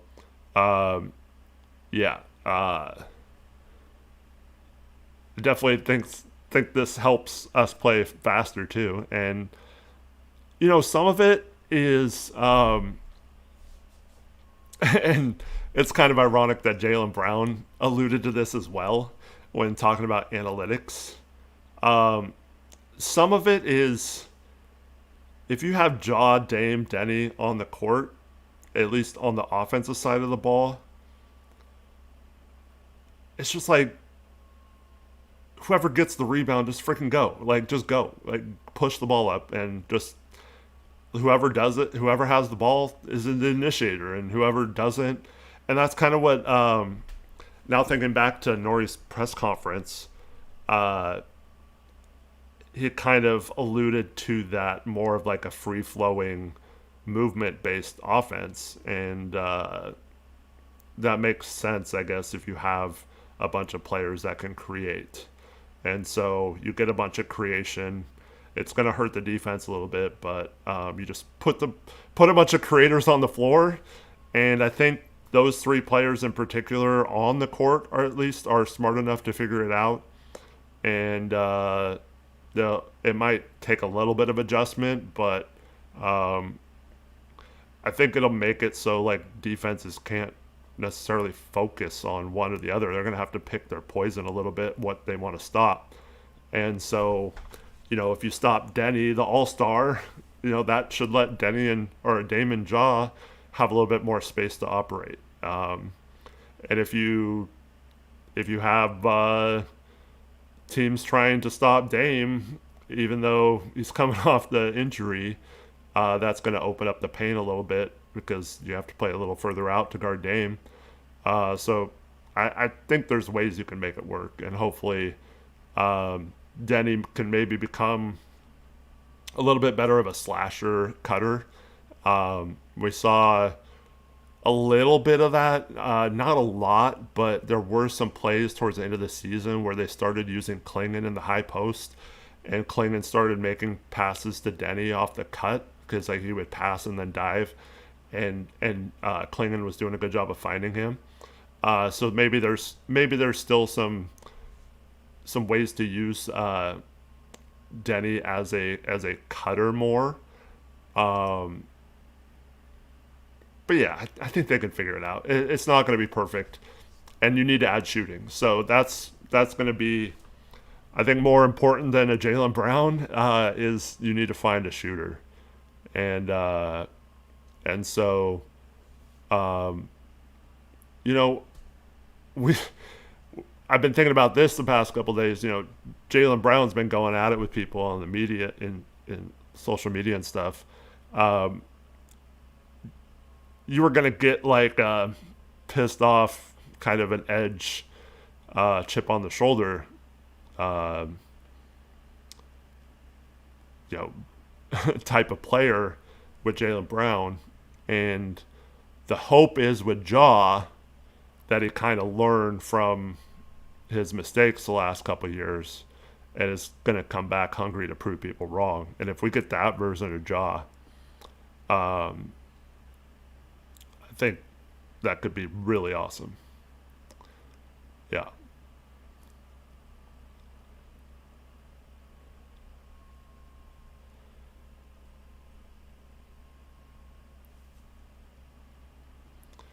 Wayne asked, "Do you think Denny wants to revert back to doing role player things for Jaw?" No, but I do. I do think that. Uh, I mean, Denny saw how taxing it was having to be that guy, the only guy that could create really for entire games and entire stretches of a season. They tried to get Scoot and Sharp to do that. And, Drew and Jeremy did a little bit, but they're, older players that aren't as good in ISO anymore. So, like, I think Denny broke down. I mean, part of it was the accident, but part of it was just, I don't know if you can keep up doing that for an entire season. So, yeah, it's tough because as much as I don't think he wants to necessarily have a lesser role, and I wouldn't necessarily say it's lesser, it's just different, but not having to drive as much at times, like, because he led the league in drives per game last year, Denny did, and so that's not easy. That's really hard. It takes a lot of stamina and it takes a lot of energy to do that game in and game out. So there is I think there is wiggle room to be like, okay, you don't have to do this the entire game. But yeah, I don't know. We need shooting though. Like we need some sort of shooter to space the floor. The problem is if you have Denny, Dame, and Ja out there. I mean, we could add an AJ Green probably right now, but who in the heck is going to defend anyone if we have that lineup on the court? Like, that puts all the pressure on the center to protect the rim. But, yeah. Herder back to Detroit. What did he sign for?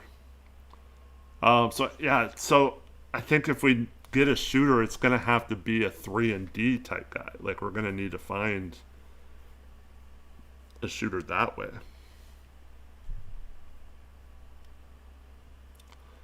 Alex says, do we know anything about Time Lord? I mean, we've seen him have a couple Blazer-related things, whether it's retweeting Nori's press conference snippets or being seen at the practice facility recently. But yeah, 327 for Herder's pretty good deal if he's can come back healthy.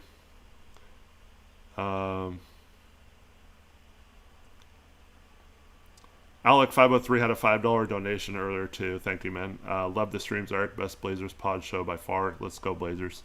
Really appreciate you saying that. Your check for more money will be in the mail soon.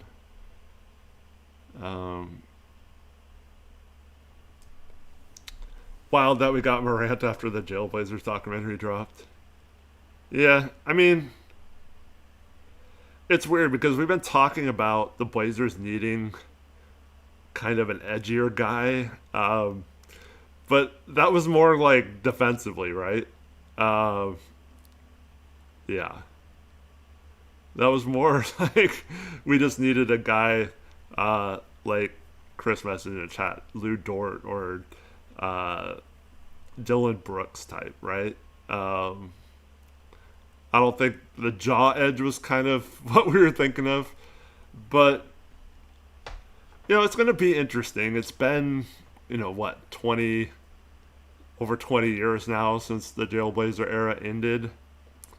Um, yeah, so can they find a way to make it work, bringing in a guy like that? Never know. Uh, it's kind of scary a little bit, but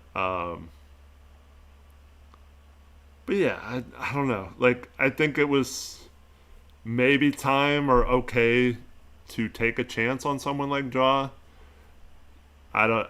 It's gonna be bad though if he has any of the same issues he's had um,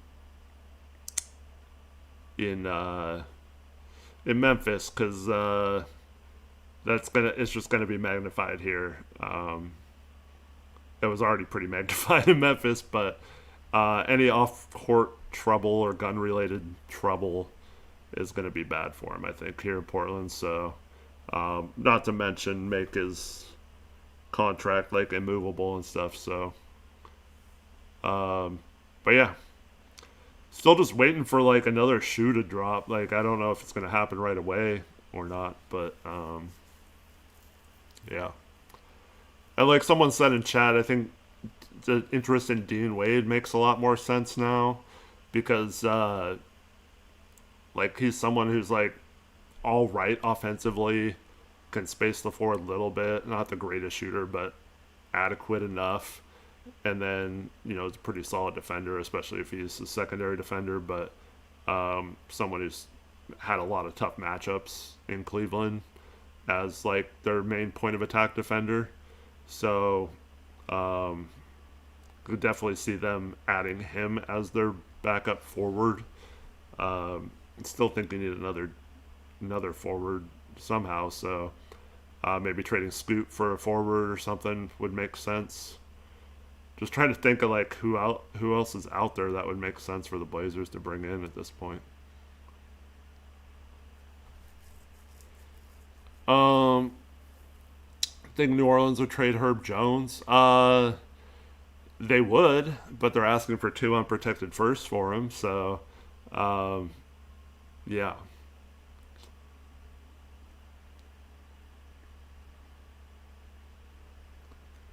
I don't think he had any off-court problems last season, Ja Morant's. Um, yeah.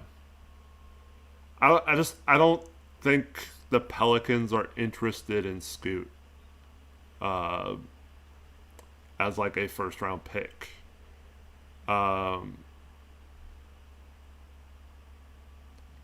I mean, they just drafted Fears pretty high last year, top 10. Was that pick 8 or something?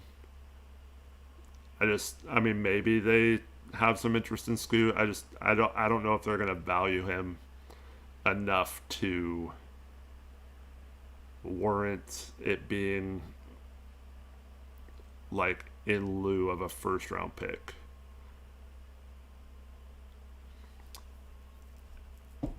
Yeah, Shaggy says Pelicans were heavily interested in Scoot during the draft process.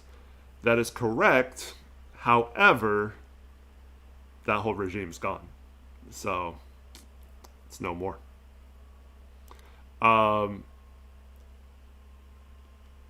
Because if it was the same regime, Sharp, they laughed and celebrated when we drafted Sharp. So, yeah, so that none of that stuff matters anymore. And obviously, 3 years into a player's career, when you can see that he's not a star, when you could have traded him for star level value at the time. Yeah.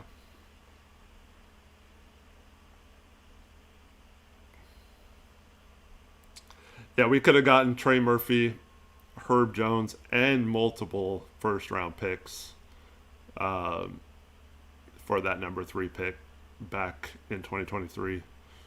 And we had a trade exception from the Gary Payton trade that could have absorbed both of those guys at the time. So yeah, could have had both of them and other picks for Scoot if they didn't want to draft him initially, but here we are.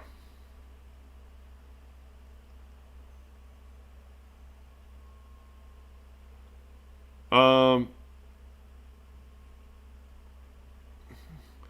what are your thoughts on Sharp? I know you said the Blazers probably feel Scoot as the odd man out, but I'm kind of out on Sharp a little. I think he can still be great though. Um, yeah, I don't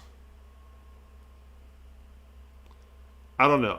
I think Sharp within the right system can still be better. I think he's been used poorly off ball the last couple of years, which could definitely improve. Uh, his 3 point shot got a little better. He got up to 34%, and that was including a rough stretch at the beginning of the year. So maybe there's some potential he could improve from three, which would make it a lot more viable that he played in some of these lineups. But it seems to me moving forward, like I said, Scoot, I don't see Scoot playing with John Dame that much. Like, I don't think that makes a lot of sense. Um, and then, but Sharp, if you got him back to being a lob threat, cutter, slasher type, kind of like I was talking about with Denny, but Sharp obviously is more above the rim than Denny. But if you got him to be like a baseline cutter, um, off of Dame and Denny and Jaw's penetration, defenses are gonna completely forget about Sharp or not be able to cover him.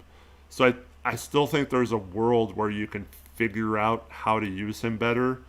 Um, but I also kind of feel like they were maybe ready to move on from both of them. So it's not like, oh, I would choose this one over the other or whatever.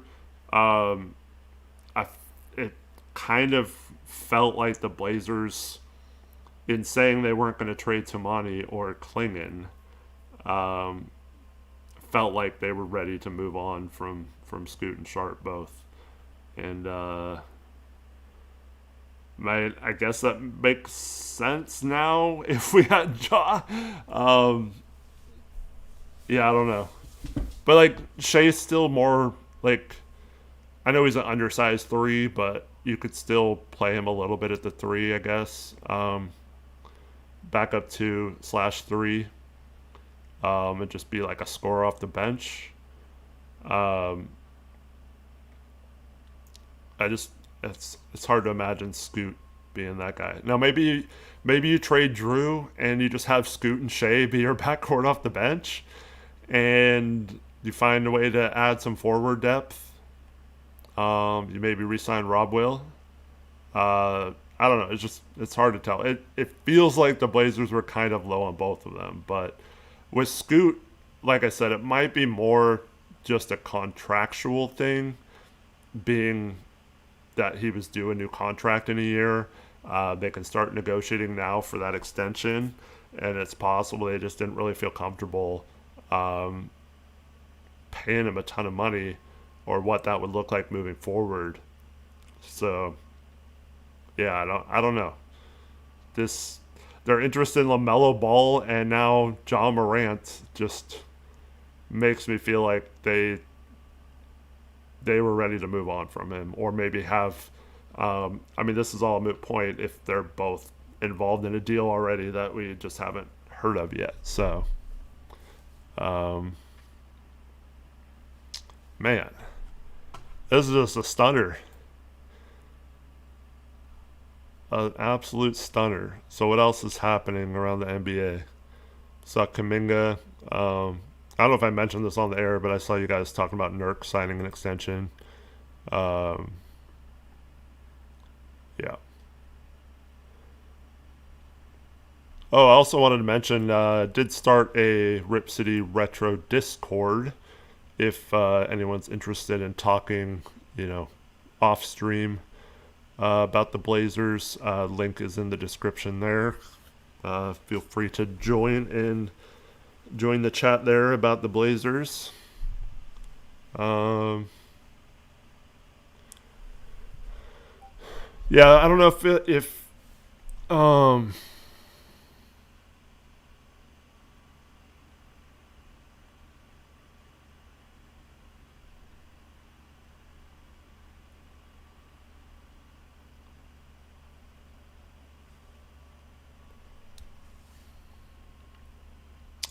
Yeah, I don't think Shams is super tied in with Portland. Um, Shams says if they wanted to get a landmark star, if they wanted to go get a Jaylen Brown, they would have the necessary package to do so. So they have the flexibility moving forward. Yeah. There were no reports of this trade before it happened. Nope. There was just trade. There was just all kinds of reports that um,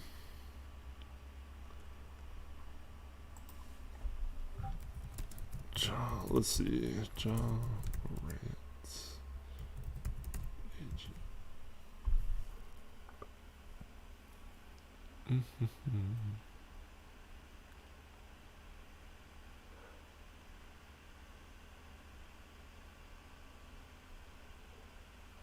Uh, okay.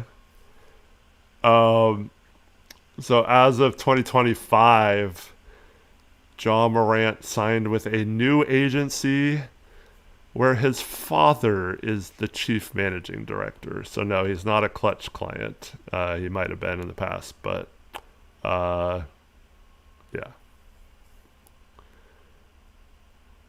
Yeah, anytime the Jaw thing was brought up in regards to the Blazers, it just made zero sense for them. So like, I couldn't envision them actually doing it. So um, it just does bring about a lot of just different angles to talk about and a lot of stuff. Yeah, and they've signed Darius Garland since.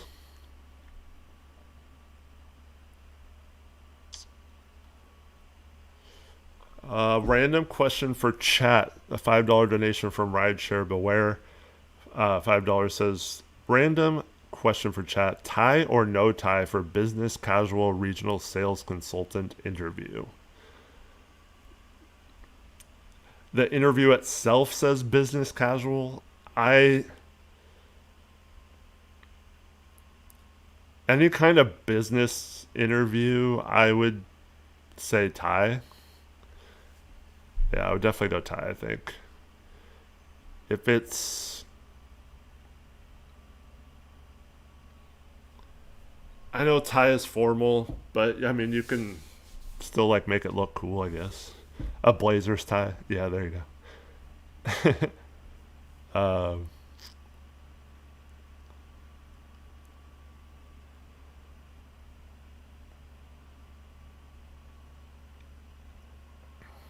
Yeah.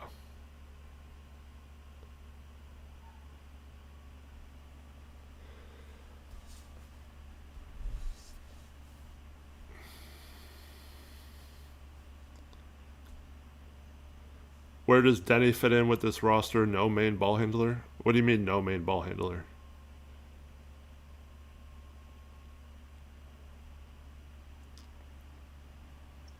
Birthday suit and tie, easy hire. Um, Worked in a business casual office. Nobody ever wore a tie. Yeah, I don't.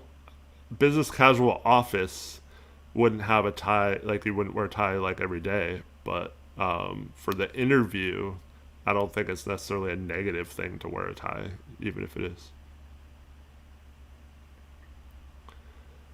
Jaden wants me to talk about the Nori interview. Um, yeah. What were your guys' thoughts? Jaden says he was super impressed.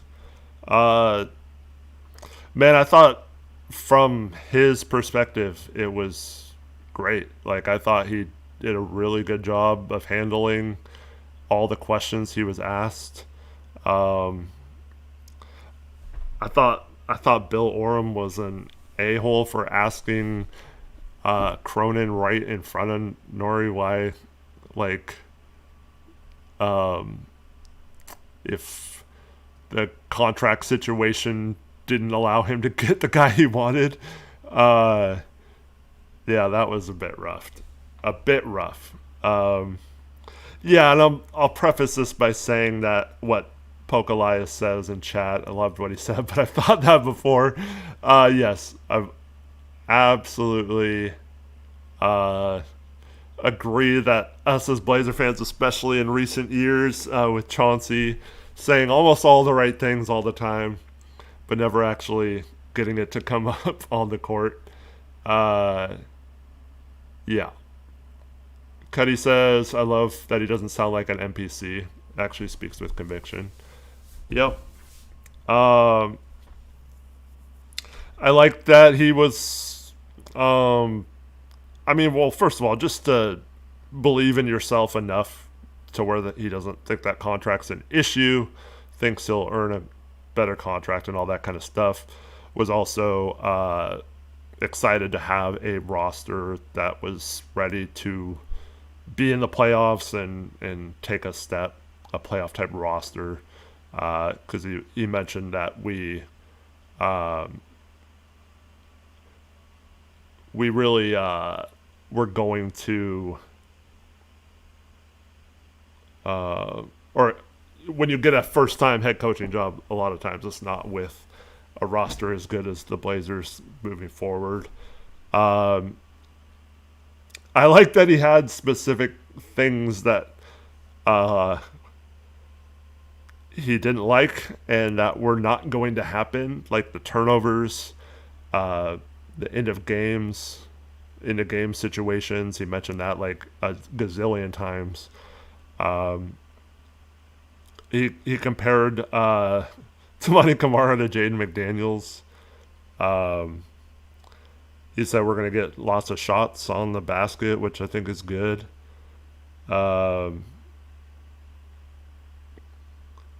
He came across like humble for the job, but like also like very confident and a little cocky about his ability and stuff like that. So I thought he handled it really well.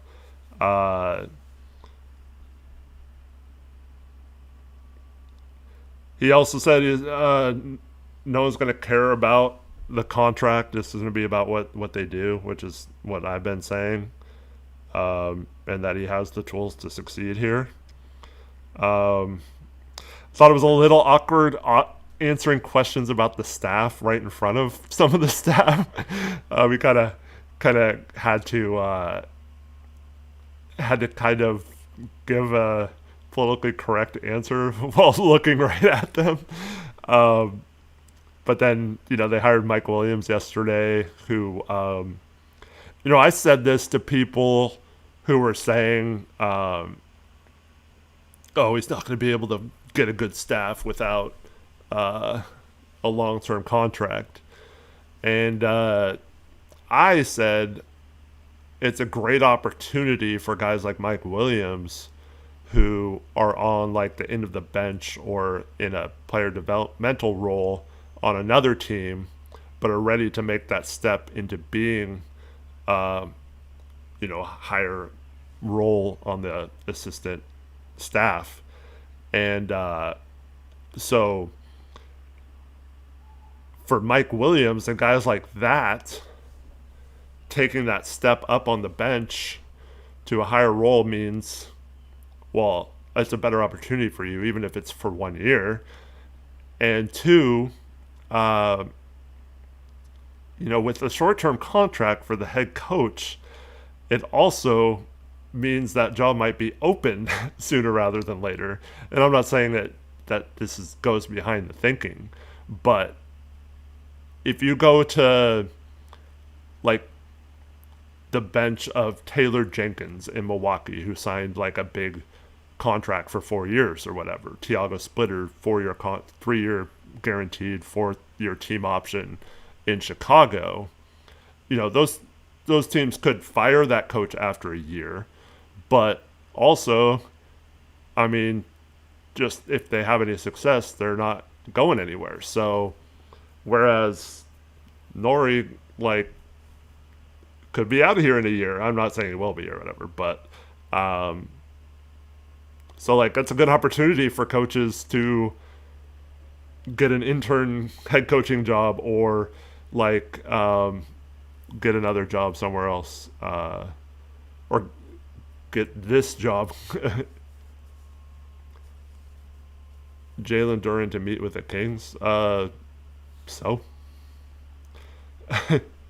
for a potential sign and trade. Yeah, I mean, the Kings can't even contact him yet, but okay.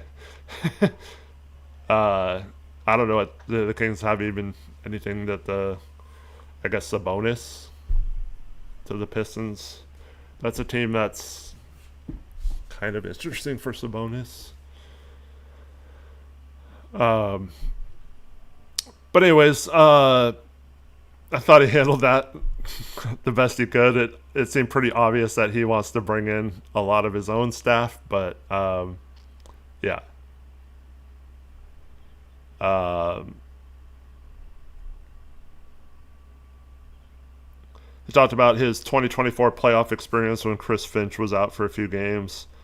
Um, I did like that he said you can't major in minors. So you have to do like things like the big things really good. Um, he also talked about how important it was to trust the staff, and he needs good people around him. Cronin was asked about Chauncey. Cronin once again said he couldn't talk about Chauncey. I just, once again, I'm not bashing Cronin, but I don't know if you guys felt the same way, but it was night and day to me different how confident and just controlling of the room Micah was compared to how Joe was acting. It was Joe did not give me confidence in him moving forward. The way he was talking, and that I don't know if that was just me, but it felt palpable, like the difference between the two, just in terms of presence in the room and just not that necessarily matters for a GM to have presence or whatever, but like it definitely felt like he commanded the room a little better. It kind of it was really funny to me because I've read so many Portland media people talk about how NHL's a different sport, it doesn't matter, blah blah blah. Like you can't make any parallels between the NHL and this. And Micah comes in and compares like all these things to NHL, including the coach has been one coach for like 7 or 8 years, who started out with a similar, normally a similar circumstance with the contract and stuff, and then got taken care of when he started winning. So that was funny. And then that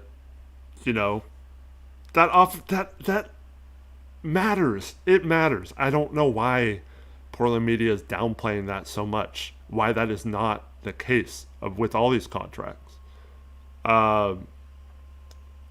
And so I don't get how that's not relevant, that Dundon has shown in the past that he wanted the coach to be someone new and a fresh start, but also wanted that coach to prove it before giving him a long-term deal, and once he proved it, was more than willing to pay him what he was worth. So I think that was cool that he brought that up as like, no, I have no problem with the contract because I'll be taken care of if I do a good job, and if not, I shouldn't be here anyway. But I'm going to do a good job. And then there's so many other parallels, like the team relocating. That was all the talk about. Carolina was going to move. especially once they have a new owner, and he kept the team there. How is that not relevant to what's happening in Portland? Then, all this stuff about, well, he might run a tight ship and be cheap front office wise and staff wise, or just decision making wise, but when it comes to the team on the court, wants to win and is willing to pay to win. And he did that and won a championship. So how is the NBA? I mean, you can't necessarily buy a championship, but I mean, if you're willing to pay on the court roster wise, if you're winning, that is absolutely comparable to what he's done. Now, you might not have the same success because maybe you don't make as good of moves, or you don't have as good of talent, or there's other teams that are just better than you. So it doesn't necessarily mean he'll win a title here or anything, but I don't think there's much you can point to with Dundon that shows he's not willing to do what it takes to put a winner on the floor. Now, all the off-court stuff we can talk about being negatives, sure. But on the court, I don't think he's going to be the type of owner that just doesn't care how the on-product thing looks as long as he's making money or whatever. I think he wants to win. But I did like that Micah compared it to the NHL several times, kind of shut all those people up.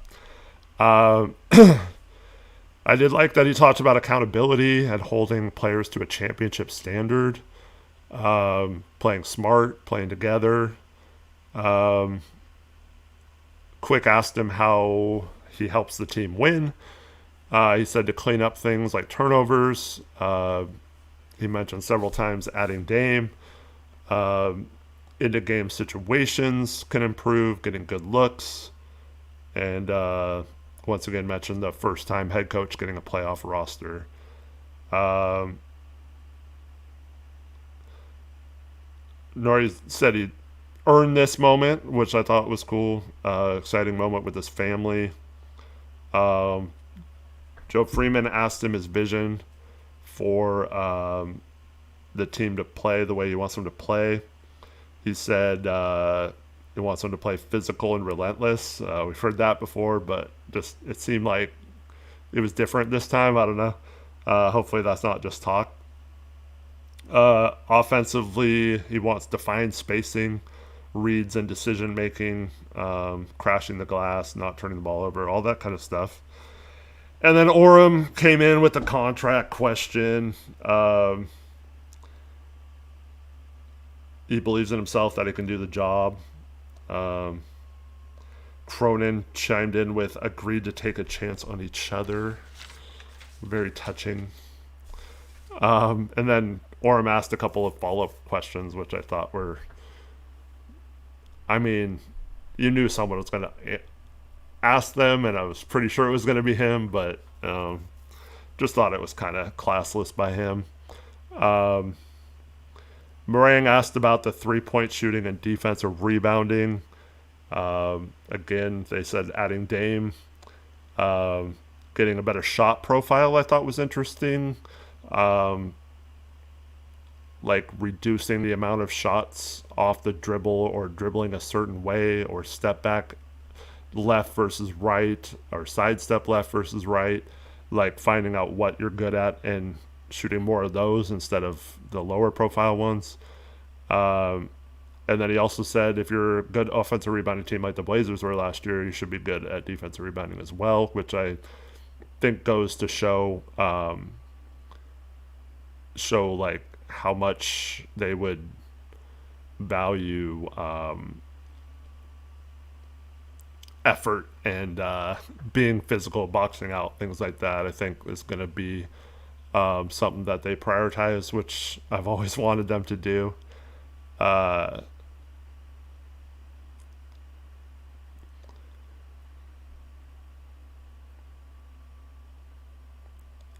He wants to win.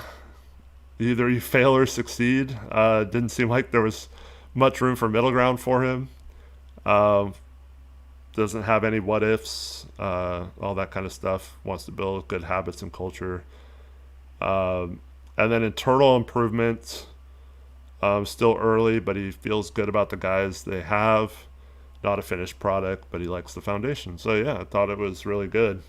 Then the article came out a day or two after that with Quick, and I got a little discouraged about that, about him, because it said he was surprised by Dame joining a meeting for the interview. And then he had a rotation which had him playing 24 minutes off the bench and kind of easing back into things. And Dame questioned that, and then he made a joke. Yeah, kind of mended that and said, no, if you can walk, you can play. But to me, if that story is correct, that means he was a little unprepared. Like, us Blazer fans know Dame's going to be ready to go next season, right? So how did he not have a little bit better inkling of Dame's status, both in the community and all that stuff, and just playing? And if he did know that Dame was ready to play and wanted him to come off the bench slowly, how quickly he backed out of that, and didn't stick up for his beliefs. Also, yeah. So,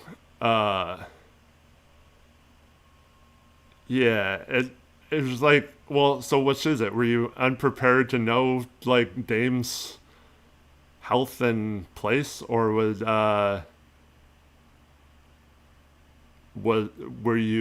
did you just, like, back off of, like, if you wanted to start Scoot and Drew, and then you couldn't tell that to Dave's face? I don't know. I don't know if I'd have the balls to, like, say that to Dave's face either. So I get it, but it made me think, like, oh, is he just saying all this other stuff too, and isn't gonna be able to do it? So I'm not really. I loved his press conference, and I have the ultimate confidence in him to succeed. I'm just hoping he plays it the way he wants to play it, and not what he thinks is the right way, like, to please everyone.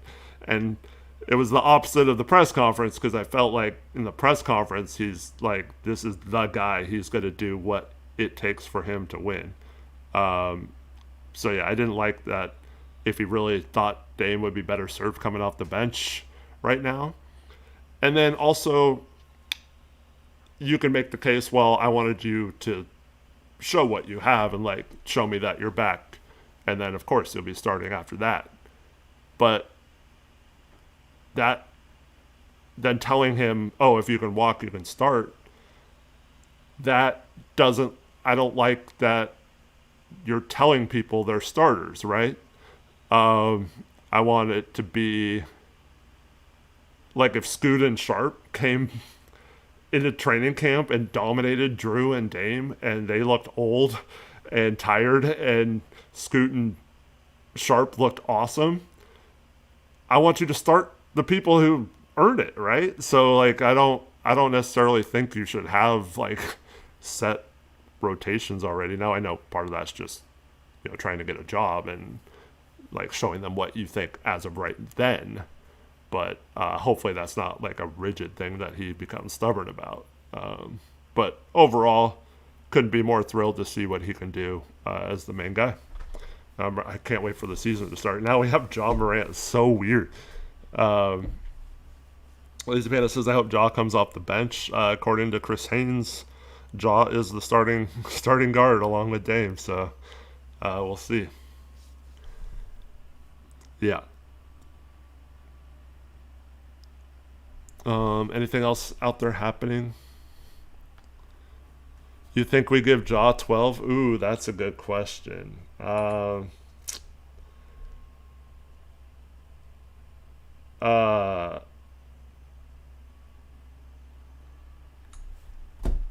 Yeah. Much like with Brandon Roy, I think they avoid giving it to him. Um, Especially since Aldridge was around the team a little bit in the playoffs. I can't see them giving him 12. I don't know. I don't know if the Blazers are necessarily going to retire 12, especially the way LaMarcus left. But as of right now, with him being back as a part, seemingly buddies with Dundon, um, I don't know.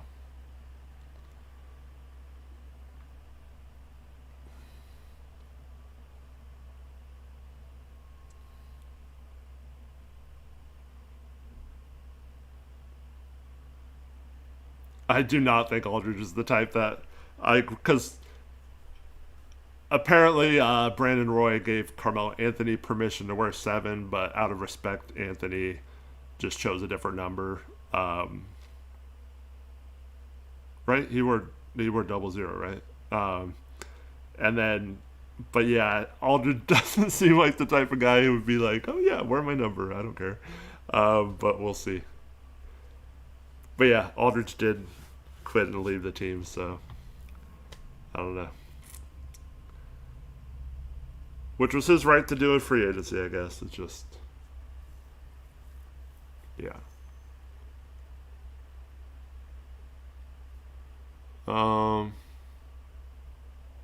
Man, this is crazy. I did not expect to be talking about John Morant today in terms of for the Blazers. uh, it would have made sense for another team, but um,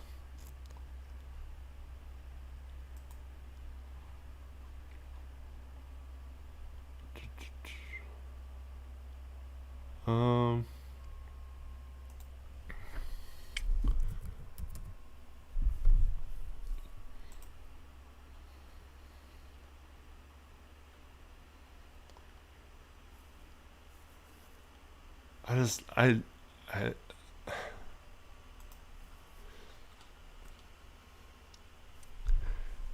I think like what's up, Garrett? Um, I'm trying to think of a team. I If you would have said John Morant got traded today, what teams I would put lower than the Portland Trailblazers on that list. Um, there's a few teams that have point guards already, established point guards. So like San Antonio has a couple. The Lakers have Doncic. Minnesota just traded for LaMelo Ball when they were rumored to want John in the past. The Knicks have Jalen Brunson, obviously. Um, OKC has SGA. So, I mean, that's a handful of teams. I definitely put Portland in the bottom 10 of teams that I would have. Um, Man,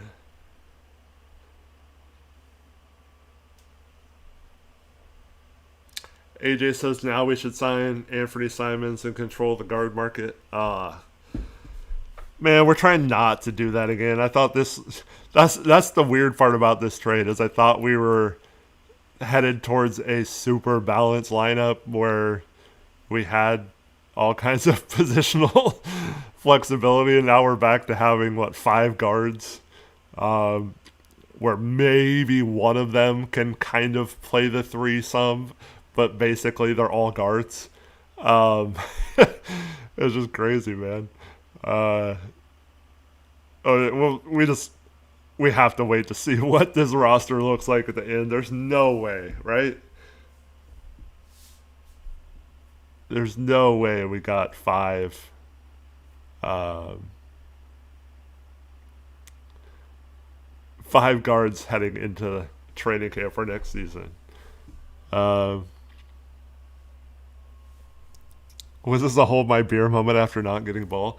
I mean, that was so crazy too. I mean, at least you could justify LaMelo Ball being big. Like he's a much taller guard.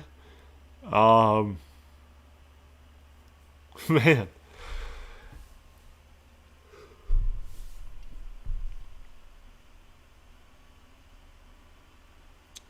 Ball is big and can shoot too.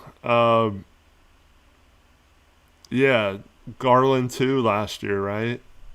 And some of that, um,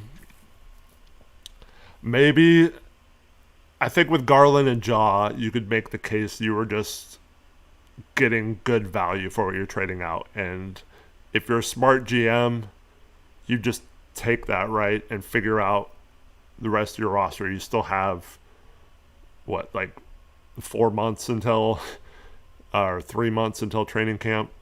So you figure that out, right? If you can get Garland, a much younger all-star guard for Drew Holiday, who's 10 years older almost, I think you just do it and figure it out later. If you can get John Morant for Jeremy Grant and Chris Murray, you just do it and figure it out later, right? LaMelo too, like, it could have just been as simple as they called and saw if they could get him for cheap. But the fact that it was reported it was a rich offer that they gave him, that doesn't fall in line necessarily with the other two. So I don't know. It's just really weird. And like I said earlier, it really, really feels like the Blazers just are not confident in either getting a contract done with Scoot moving forward or are just kind of out on him. 2 years, $40 million for Tingus Patingus to go back to Golden State Porzingis. I guess that must help them with his cap hold or something. Because like, I'm kind of surprised they brought Porzingis back if they're trying to go for the Anthony Davis, LeBron James type moves and then re-signing Draymond. But I guess that makes sense to get him much smaller deal. Probably saves them a lot as a cap hold. Maybe allows them to do another trade.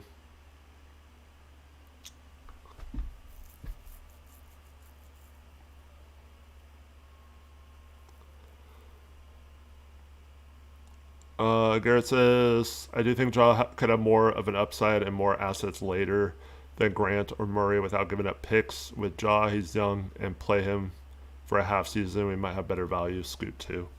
Yeah, I mean, maybe. It does. I don't know. It does. Obviously, he has more upside than Grant or Murray. That is unquestioned. That's the case. 100% fact. He also has the chance to blow up a team more than those guys would. Yeah. My guy Harrison Barnes back to the Spurs 1 year. $8,000. Wow, that's crazy. Corrected it to $1 million. I don't know why. So in chat, I get these like symbols, like it's another language, and then I hover over it, so it says like the symbol, and then it says 1 year /8,000, and then I hover over Brendan's message, and then it changes it to 1 year 8 million. I don't know how to fix that, but I don't know why. I don't know why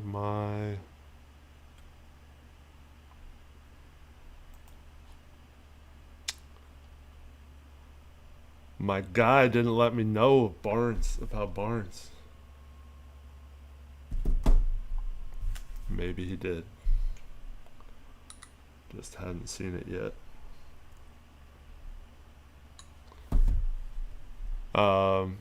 Yeah, I don't know. Barnes for $8 million at this point of his career is a steal. He wasn't really playing there at the end. I don't know if he really played at all in the finals, did he? Outside of spot minutes, uh, but yeah, he's a good locker room guy to have. So I'm sure they're happy to have him back on a cheap deal. But yeah, Jaw. I mean, this could blow up in Portland's face, but I think it's worth the calculated risk that you get something out of him. He's saying the right things right now. He seems happy to be here or to be coming here.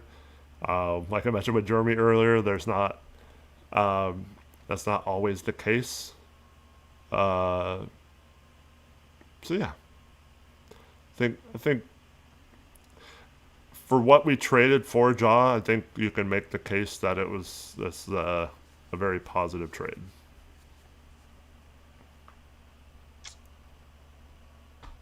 Yeah.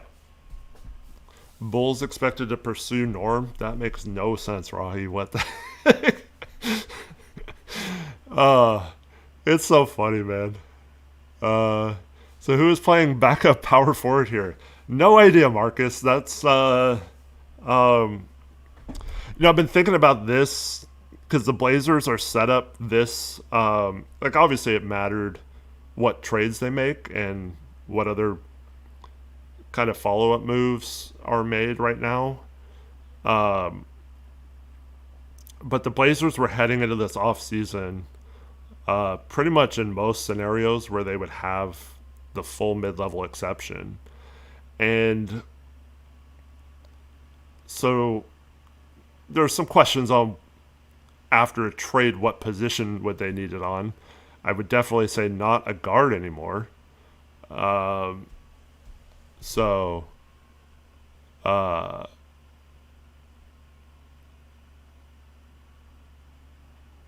yeah, I think they're going to go for a forward, whether that's Dean Wade or someone else.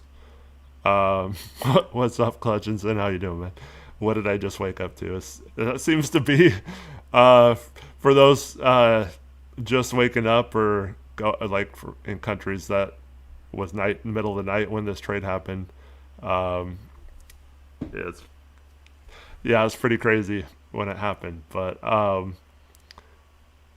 my thing is though, so the Blazers were in this position last year with the full mid-level exception, signed nobody, and Cronin got kind of bailed out last offseason after completely whiffing in free agency.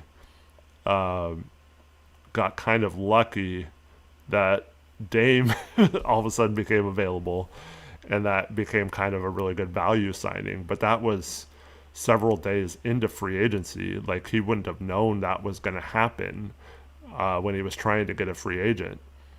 And outside of that, this is going into his fifth offseason with the Blazers. And the players he signed are like Gary Payton II was his big tax MLE signing. Um, he signed Blake Wesley last year. He signed some good two ways: City Sissoko, Duop Reith, Caleb Love. So like under the radar, kind of non NBA guys at the time that became NBA guys, like good value two way guys. Um, but just in terms of adding someone in free agency, now I know the counter argument is going to be, when did the Blazers ever sign anyone in free agency? Well, in today's NBA, if you have the full mid-level exception, the way the CBA is working, if you don't re-sign with your own team, you pretty much, there's a very few teams that have cap space, and then there's a group of teams that has the mid-level exception, and then there's teams that have much less to offer. And you can use the mid-level exception also as a trade exception too. So this goes back to the creative part. Whereas I struggle with Cronin's ability to get something done in free agency outside of re-signing his own guys. So we'll see if he can shake that label this summer. I don't know if this becomes an appealing place for a free agent. Um, if you're a forward like Dean Wade, I mean, maybe re-signing in Cleveland, or I mean, there might be other contenders offering for him. But I mean, there's if you're a forward and you sign here, John Collins or someone like that, you're clearly the bench forward, like the third forward. So I don't know if that's good or bad. That might turn some players off that could potentially be starting elsewhere. But I think it's a really good opportunity to get minutes on a playoff caliber team in a role that the Blazers desperately need a player for. So just on the court wise, you should be able to land a somewhat decent player with that mid-level exception. So we'll see if he can get it done. Trendon Watford being that guy. Yeah, I would stay away from Trendon Watford. I mean, I like the guy as a person. He's okay player wise. Obviously, into the bench, maybe slightly better than that type of guy. But I don't think you really need to. I don't think we need to bring those type of guys back. Like, we have enough of those guys in City and Beat and stuff like that can play a similar role off the bench. So trading for Aaron Gordon, I think Aaron Gordon would be good. You probably want to start. His recent injury history makes me scared a little bit. Definitely became a way better player in Denver. Is almost like a guy who can handle some of the offense now. Became a better shooter. So yeah, I wouldn't mind having. I wouldn't mind getting Aaron Gordon at all. I feel like the price tag for his age and injury concern might be a little too much for my taste. If it was Drew and a first, I would I'd be okay with that, I think, depending on how protected the first was or whatever. But yeah, I don't know.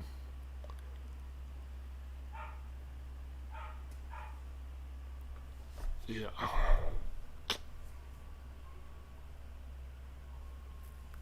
When is the deadline? What deadline are you talking about? What deadline?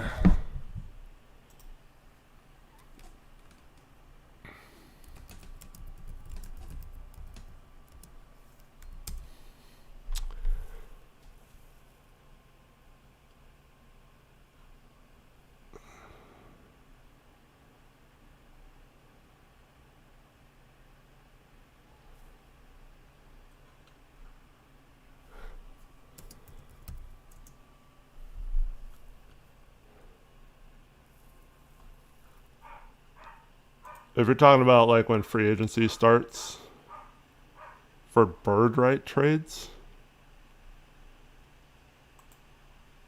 um, I don't know what you mean by that, Lazy Panda. There's no deadline for any sort of trade or something. There's just a deadline. A lot of players have an option that's due today, team option or player option. But free agency starts the new calendar. League calendar starts tomorrow at 3 o'clock Pacific time, 6 o'clock Eastern.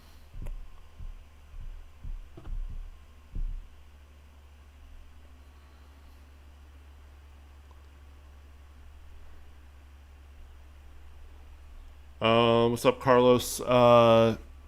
I don't know. I know New Orleans doesn't have a lot of point guard depth, but they did just draft Jeremiah Fears. Um, so yeah, I don't know how. I don't know if they really value getting a point guard in that. Maybe they would, but it's going to take a lot. Uh, Gray asked the same thing. Yes, what's up, Gray? Yeah, it's going to take a lot of draft capital to get Trey Murphy, and I don't think the players going in matter.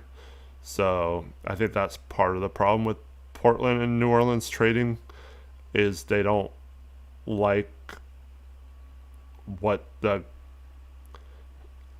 they don't like that New Orleans isn't valuing those players as part of the pick packages, and so yeah.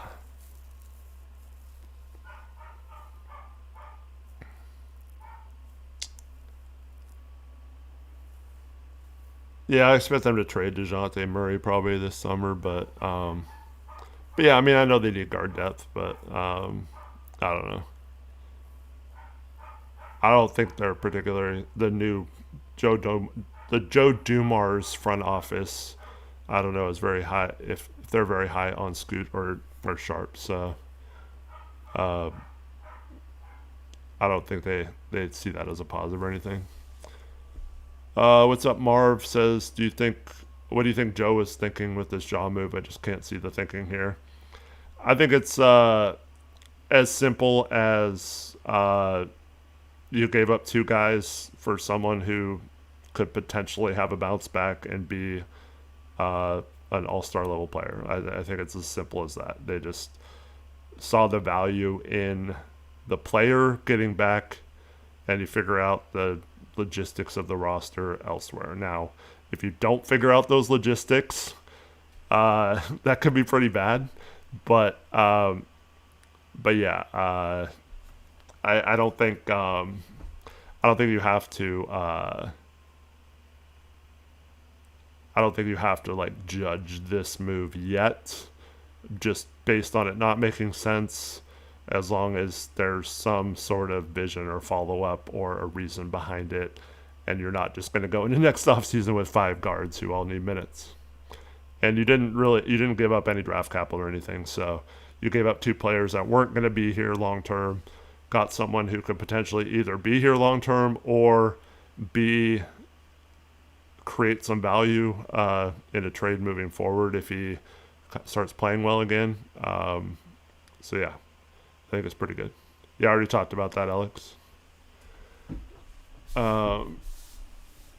Gray Hughes of the $5 Nation says, all right, everyone, time to tip your waiter. Good content provided here. Thank you so much, Gray. Appreciate it. Yeah, if you don't mind helping out this small channel with a like, it's much appreciated. That's it's just really cool of everyone who does that, and thank you so much for supporting me with this move to this format instead of the old one.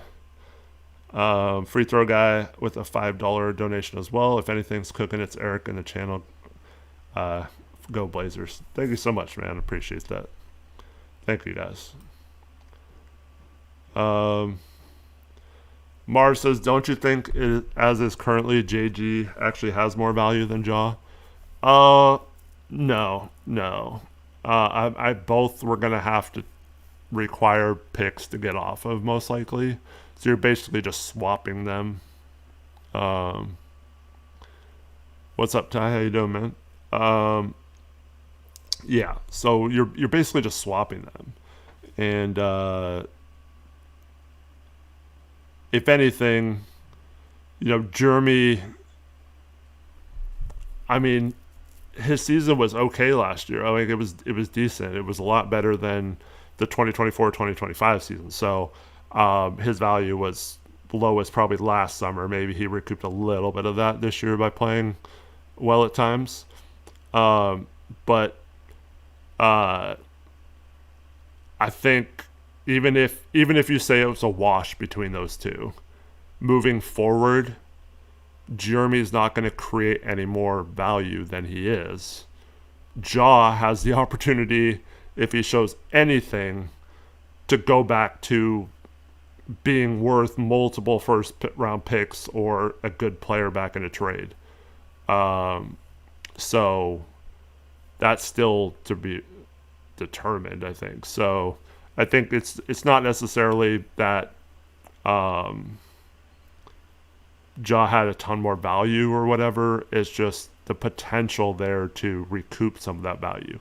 And then worst case scenario, he's just a slightly bigger expiring contract than Jeremy's next season. So you use him in another trade. Carlos asked, is this your permanent channel or are you sharing it with Rich? Always love your content. So what happened was, I was out on my own, and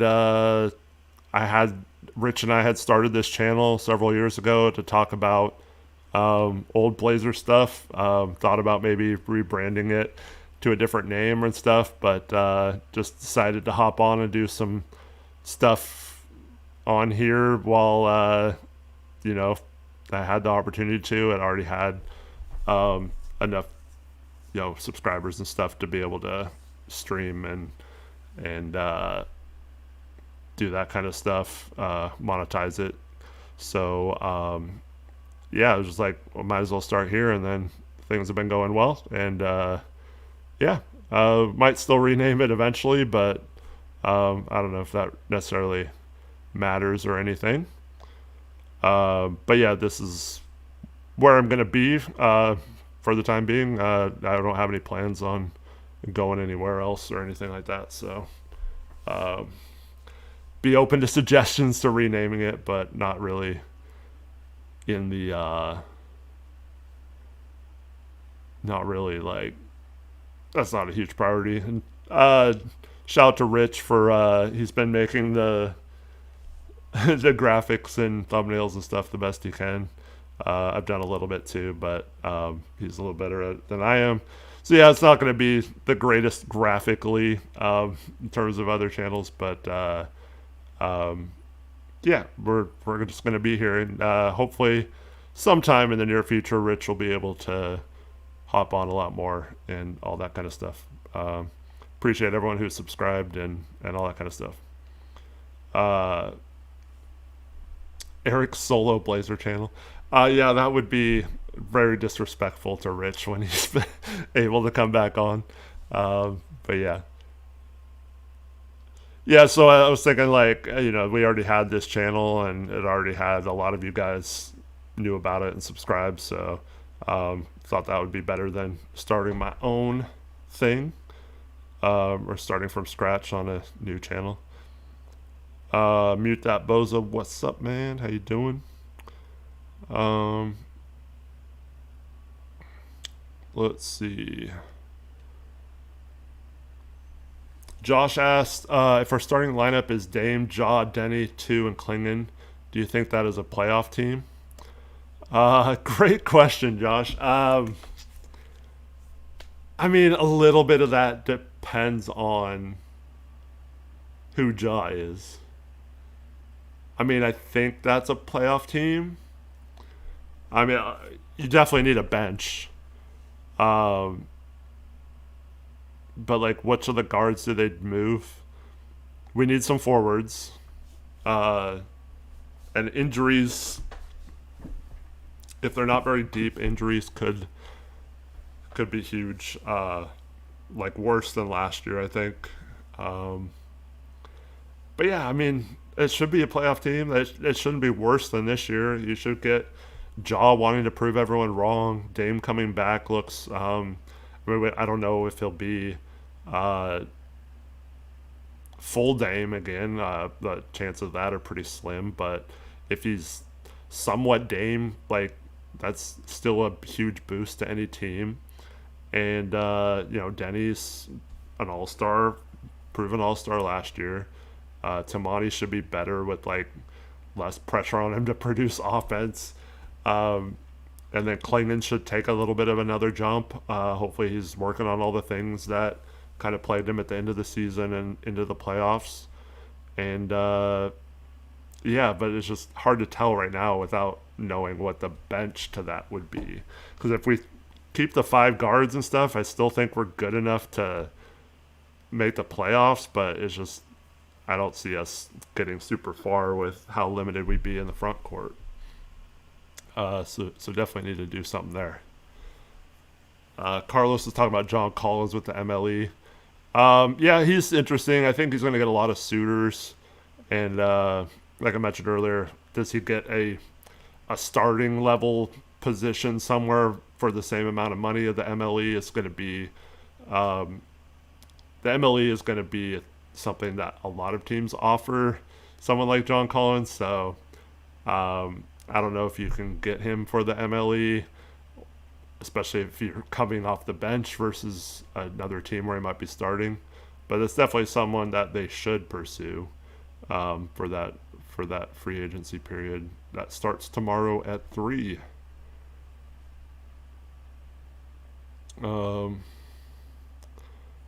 Callum also asked what I think of Sham saying we're out on JB. I don't like JB is just like, if we're keeping Ja doesn't make a ton of sense to me in terms of then you're starting Ja, Dame, Jaylen, and Denny. I mean, part of that is those players are all so good. Maybe they could figure it out, and it's kind of like an all-star team almost. But I think you can make it work. But I don't know if it's worth it now. I don't know. Not that Josh should change that dynamic necessarily until he proves that he's somewhat capable again. It's just it's so strange, man. I don't really see why we'd go for it now. And I think they should keep. I think Drew is a good backup for John Dame if that's your backcourt.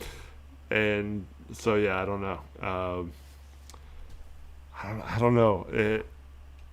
So much of this I think just depends on the follow-up thing.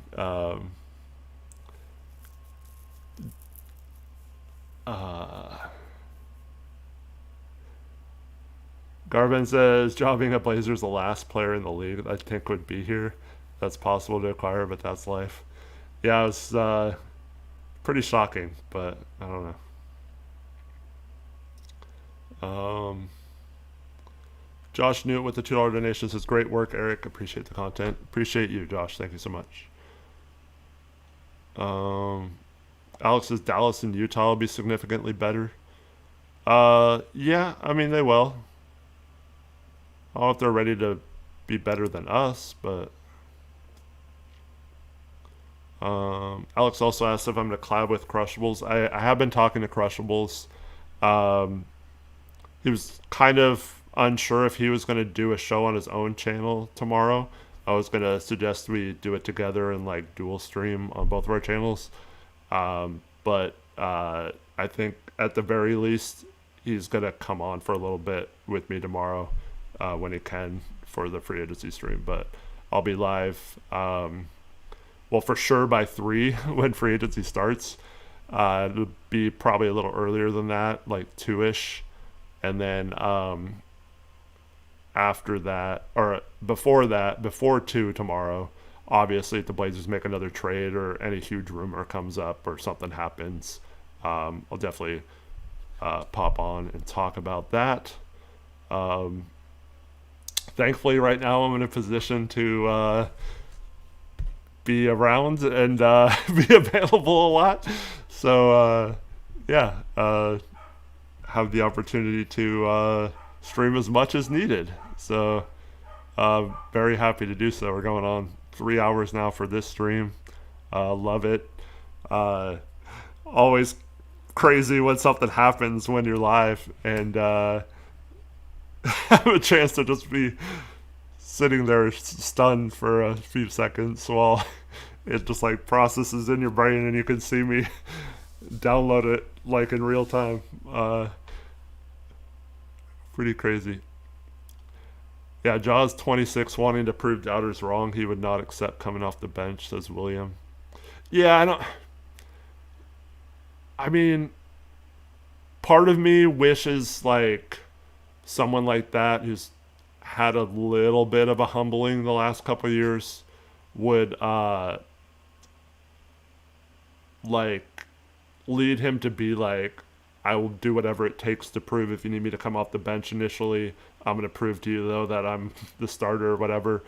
I kind of wish he'd come in with that attitude. I'm not saying he isn't, because you're just saying that. You're not saying that that's what Jaw's saying. But I hope that's what he comes into this with that attitude. Like, I'll do whatever's best for the team, but you are gonna want to start me when you see how back I am, and I'm back to myself, and these injuries are behind me. All the off court stuff is behind me. I'm ready to prove everyone wrong. So hopefully he just comes in with that attitude.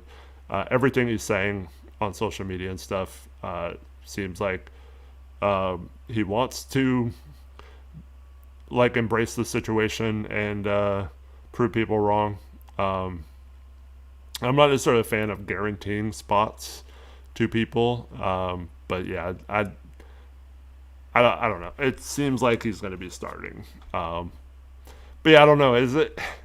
I don't know. We don't know who else is going to be on the, because if they trade Drew and Scoot and Sharp and have a different third guard or whatever, like it might make sense that he's starter.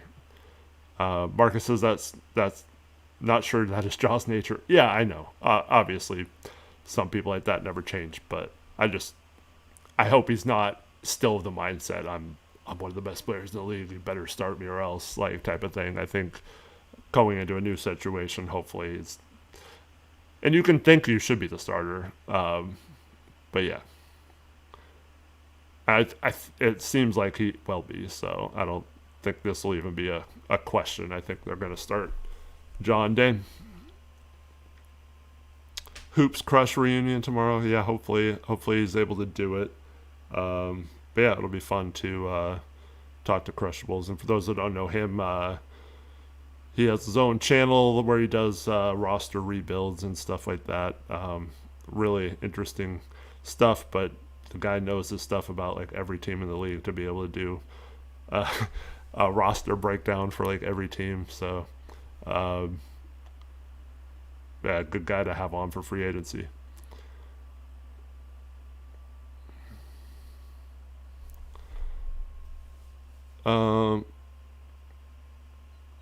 Ducks Gradman says there's just no way that this is the only big move Portland makes. No way. Yeah. There's got to be a follow-up move. I mean, it would be so blazery, right, to just go in the season with all these guards and just play 3 guards at a time and not really have much of a roster balance. But yeah.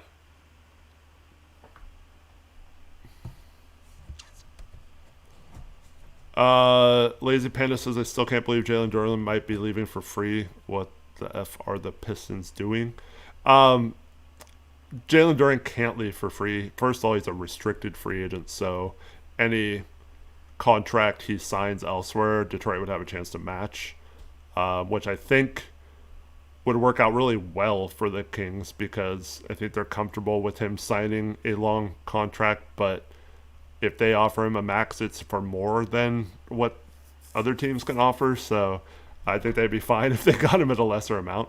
But also, it's important to note the Kings, it's one of the reasons why they traded Devin Carter today and are talking about waiving DeMar DeRozan and stretching this $10 million to go away. They are, for how bad they are, they've managed their cap horribly and their assets horribly.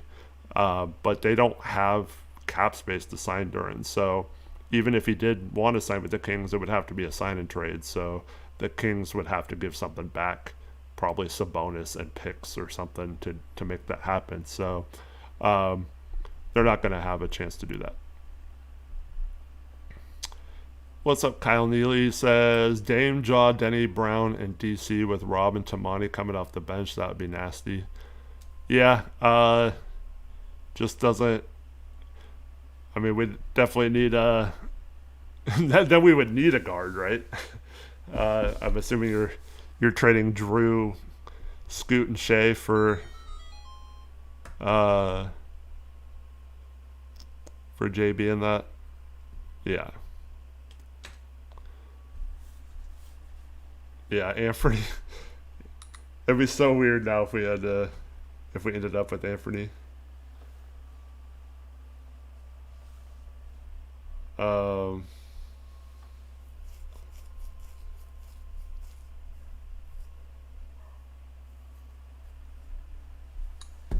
yeah.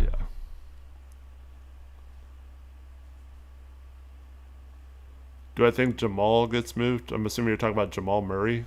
I don't know. I mean, apparently the Nuggets were in on Jaylen Brown, and it would have taken him and Cam Johnson and probably something else. But yeah.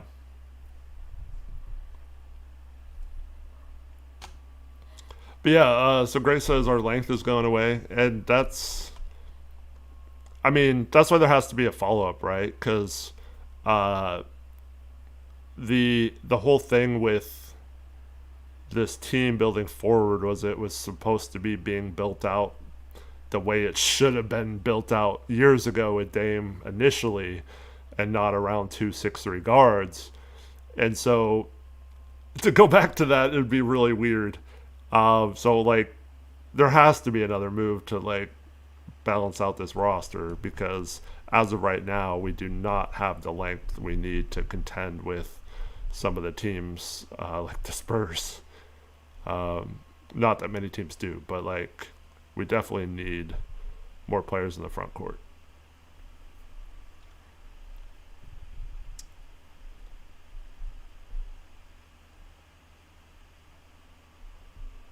Marv, come on, you're just making stuff up.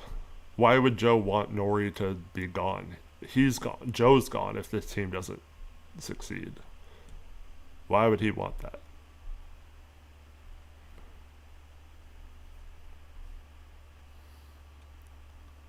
Gotta think things out a little bit before we just come up with some fake scenario.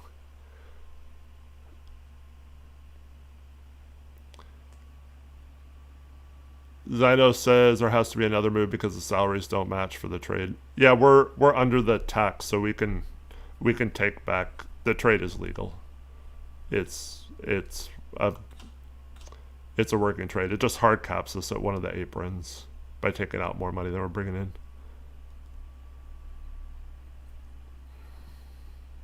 I think it's the first apron, because in the second apron, right, you can only do. I think it's 120%, but yeah, it does open up another roster spot as well.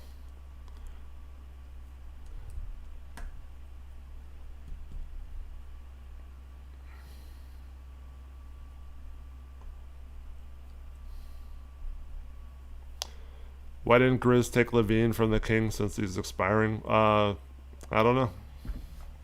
Maybe the Kings didn't offer Levine?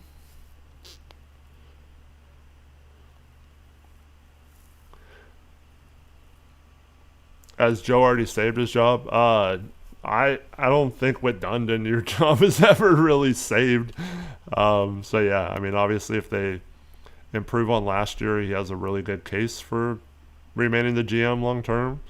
But I still think he has a lot of work to do.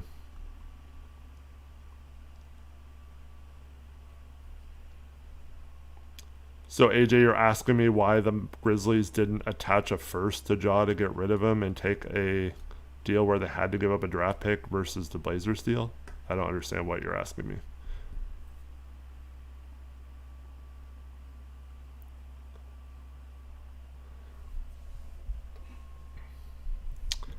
How do you feel about getting Jimmy Butler on this team? So Jimmy Butler I put in the Anthony Davis category, where uh, really like the idea of acquiring him, especially if it's like a buy low candidate. But matching the salary is difficult still. Um, it's hard to make it work because Butler makes what, like 40 some million.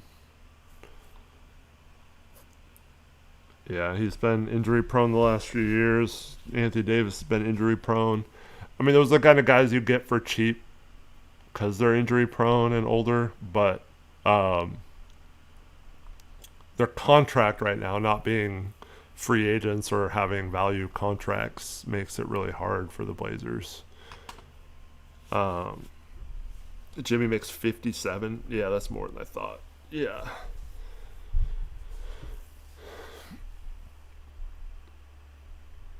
Mm, man. Yeah, I mean, so what? You're giving up Drew and Shea to get Jimmy? I don't know.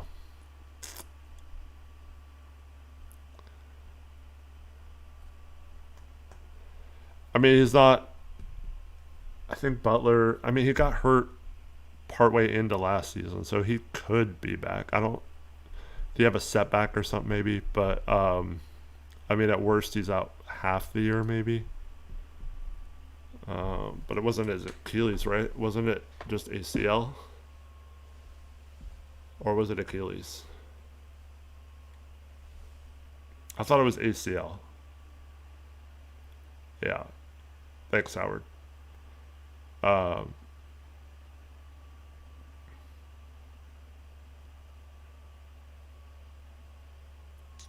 yeah, that's the thing. Like, if he was a free agent, you can get him for the mid-level exception or something. But yeah, um, but yeah. Do, do, do. Man, this turned out to be a crazy day. I was like gonna come on here talk about signing Dean Wade and our chances to get Jaylen Brown, and all of a sudden we're trading for John Morant out of nowhere. It's insane. Um, yeah,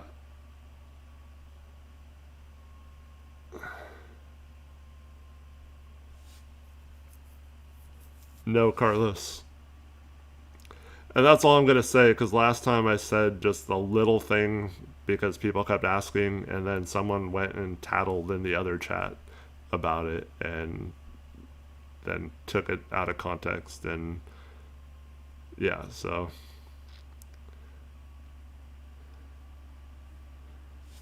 yeah. I'll have to make for those of you that if someone goes back and watches my reaction, if you could let me know what time in the stream that was. I'll have to go back and look at that. Matthew Peck said Sabonis would look good in a Blazer jersey. Uh,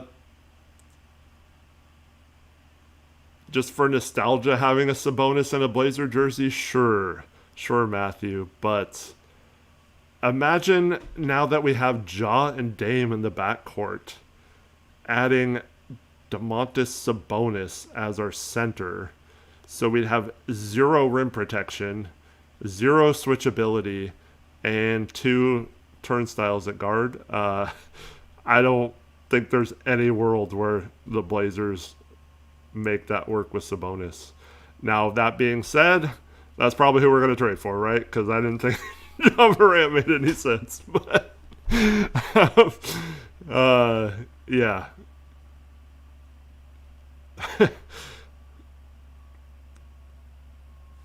So yeah, that's our next acquisition, I guess. Oh, um, I do know when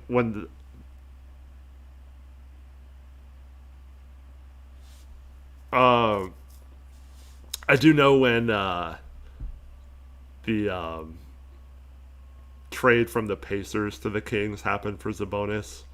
I do know that the Blazers really wanted Sabonis that trade deadline. Um, so um,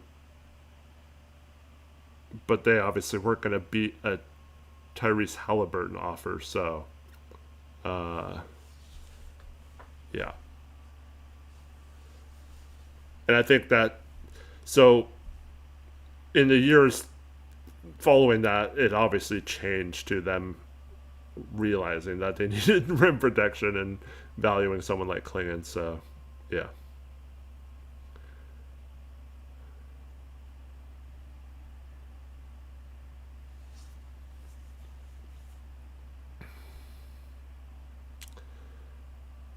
Yeah, so Ducks Gradman says,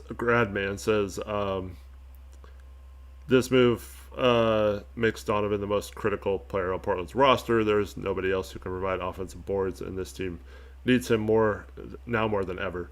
Um, yeah, and that was why it didn't make sense to include him in a Jaylen Brown trade, even though I understand why Boston would not want to do a trade unless he was in it. But yeah, so um,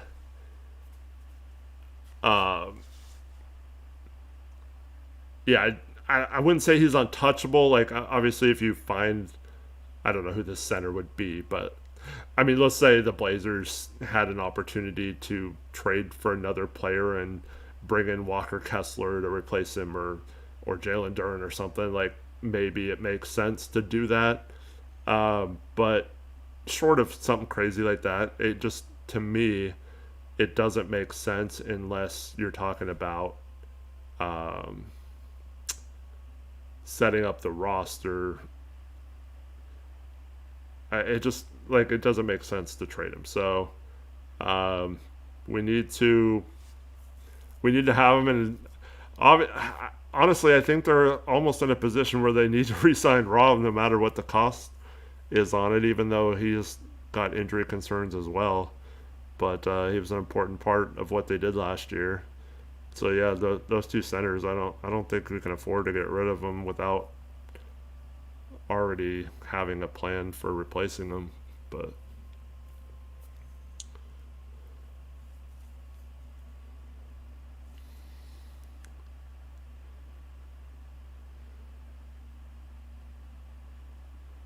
uh, Crushables, what's up, man? He says, I've never been more baffled by a Blazers trade before. It just shows. Did you hear me talking about you and you just, like, started tingling?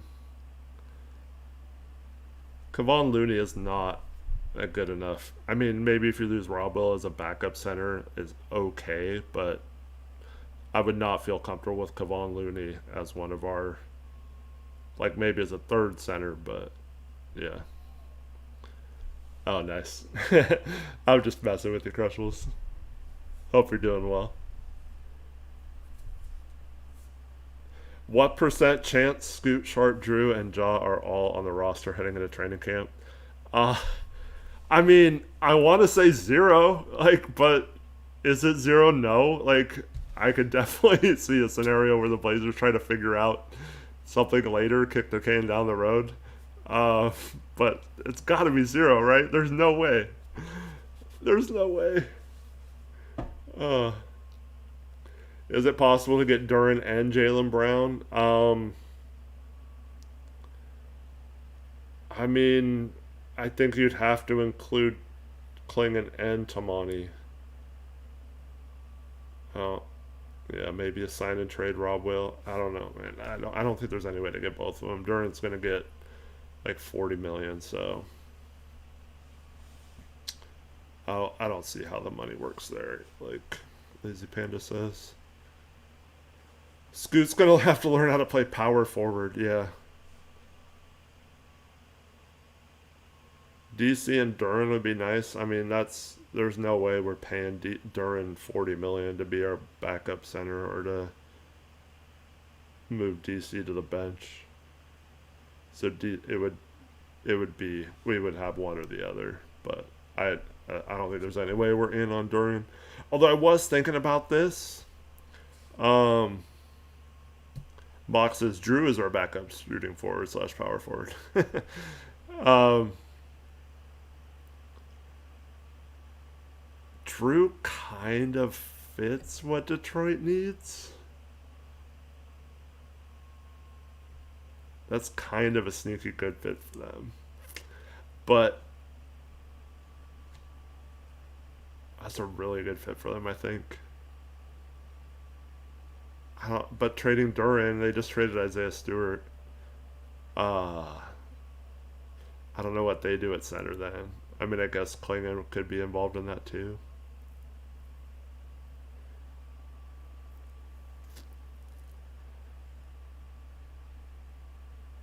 I mean, I know Klingon didn't do well in the playoffs either, but you still have him for cheap for 2 more years. I wouldn't want to pay Duran 35, 40 million. Uh,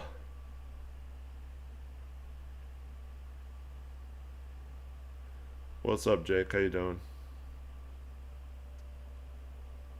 Um,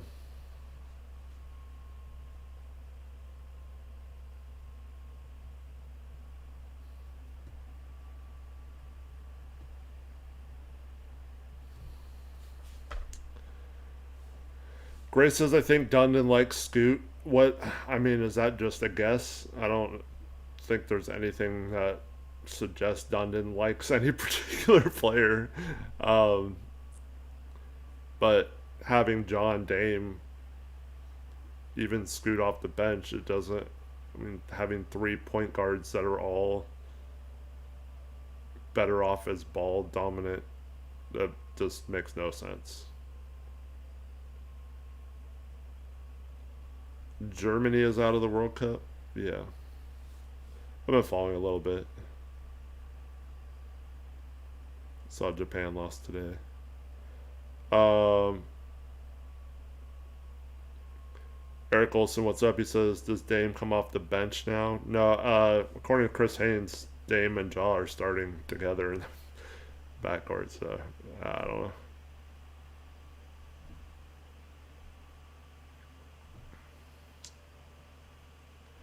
Would I ship Drew and Tamani for an Asur package? Yeah, but well, I don't know how Detroit makes that work contract wise because Drew and Tamani are going to make over almost what 60, $70 million. Not 70, like 55 between the two of them. Uh,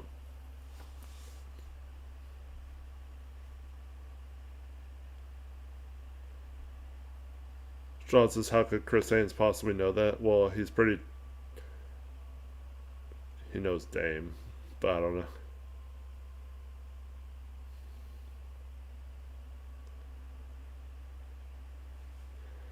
Would you have Dame coming off the bench? That's great. No, I would start Dame. I would have. I've been saying this all along. I would start Dame and Drew, and have Jaw off the bench until he shows he's back. But I get why. I get why you would start Drew or Jaw and Dame.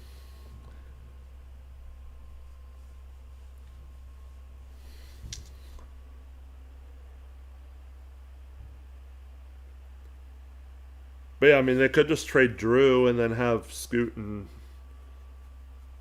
Shea be or Vinny Johnson's off the bench, I guess. That's not a terrible 4 guard rotation.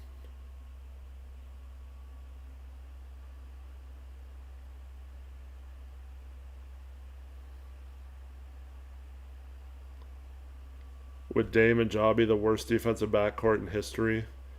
I don't know if it's the worst in history. I mean, the Blazers themselves had what, like Anthony Simons and Shaden Sharp starting games. Um, uh,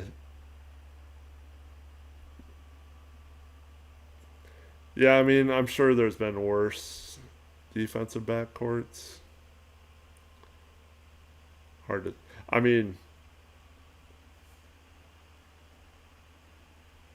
your backcourt, Alex, isn't that much better with Harden and Mitchell. Um,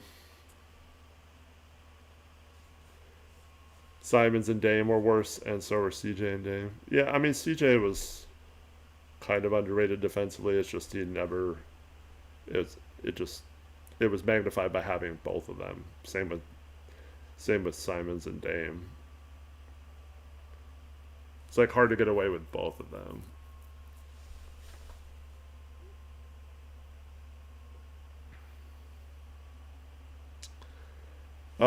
Would I rather trade for Gordon or Murphy? It well, first of all, it depends on what the trade is. So like, what's going out? I would assume it'd be cheaper to get Aaron Gordon. I'm not so sure about that, but like just in theory, a healthy Aaron Gordon would be really good for this team. I really like Trey Murphy, and I don't know. I think both of them would be good, but Gordon is way cheaper to get. Have you seen the asking price from? Oh yeah, Gordon. Yeah. Well, I mean, I don't know. We don't know what Denver's asking for, so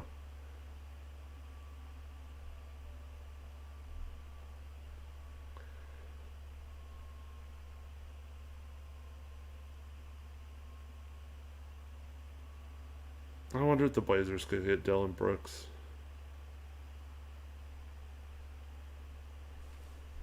I don't know where Rui's going.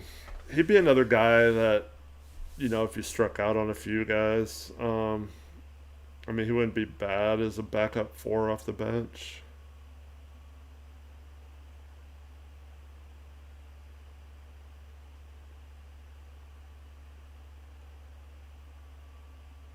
What's up, Tyler? I think it's one of the weirdest trades in history. I mean, I kind of like the value of the trade, but just having Jaw is so weird.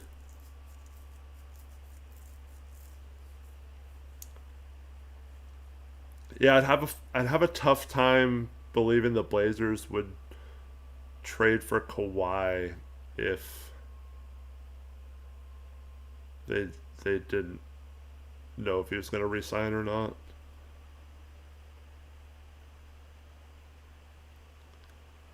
I mean, there's a lot of guys that I think you could trade for, and uh, there's a lot of guys I think you could trade for, and I mean, I thought this kind of with Giannis. Maybe it's different when that article came out about him, but I think there's a lot of players that wouldn't want to come here initially, but you could easily convince and get them to resign. I don't think I don't think Kawhi is one of those guys. I mean, he literally got traded to Toronto, won a title with them, was offered a max to come back, and still left. So he's just a different kind of dude. Um, so yeah, I don't think they should risk that with Kawhi. Um, but yeah.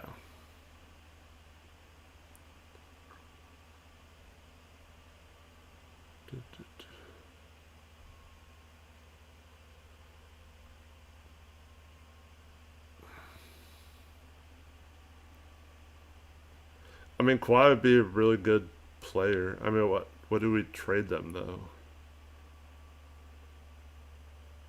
Drew and Scoot? I don't know.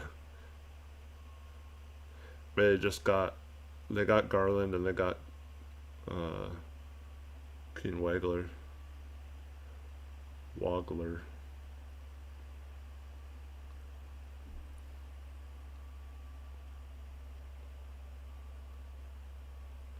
Just saw a tweet saying Blazers have made Drew Holiday available for trade. I mean, I hope that's not the case. I hope we're not just like, okay, now that we have Jaw, we're we have Drew available. Like hopefully they have more of a plan and had something. They have traction on a follow up move.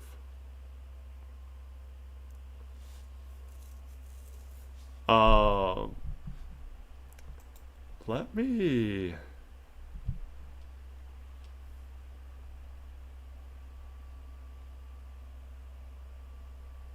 let me ask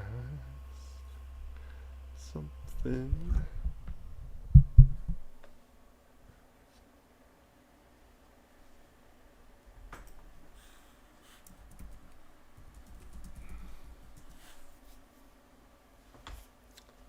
I'm gonna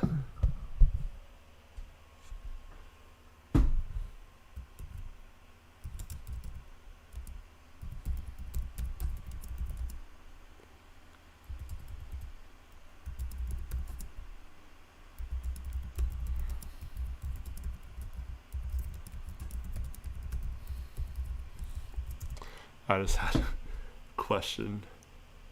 For those that have heard me for a while, I did mention that there was a player at the deadline who didn't end up getting traded.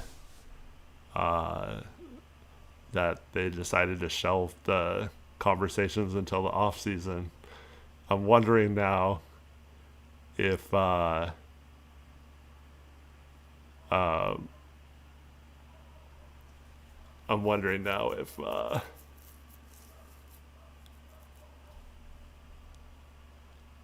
Blazers had any conversation about Ja at the deadline, and then Memphis decided to hold on to him to the offseason, and then they revisited this now.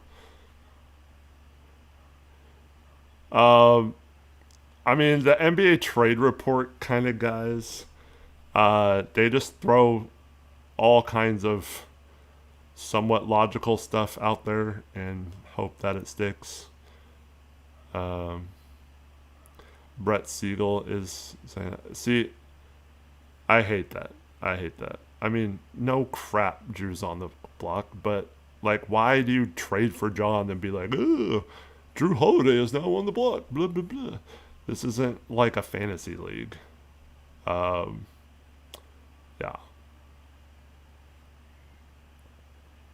Like, figure out what you're doing with Drew before you make the Ja trade then. Like, have something lined up. And here we go, like, being all negative and stuff, but, like, yeah. To me, it makes sense that Drew's available, yes, but you don't just announce that he's available or put him on the block. You figure out where he's going and then make this. Yeah. It's kind of turning into a fantasy league. Yeah, I guess. I always find that hilarious, though. Like, Zach LaVine is on the trade block. Yeah, no crap the Kings would love to get rid of Zach LaVine right now in his $40 million contract or whatever it is, $47 million. $49 million, actually.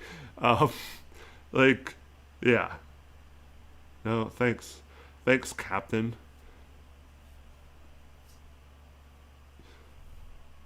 Oh, the Blazers have 5 guards. They're going to trade one of them. They're on the block. Yeah. Congratulations.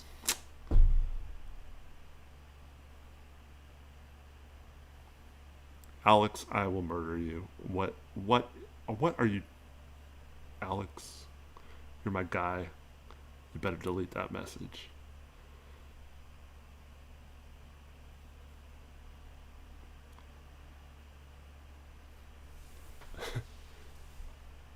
We're not trading Drew Holiday for Jovic, dude. Dude, I was joking, man. You didn't have to delete that, but he suggested Drew to Miami for Jovic and filler, dude. No. First of all, the Heat have nothing left, dude. The Heat have nothing left. Screw the Heat. We don't want no dang Jovic on this team, man. Like, that guy sucks. He was terrible last year.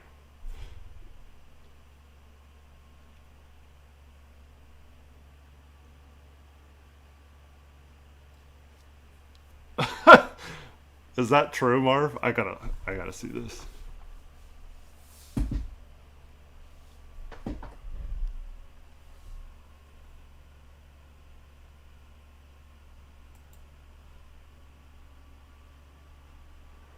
I gotta see this.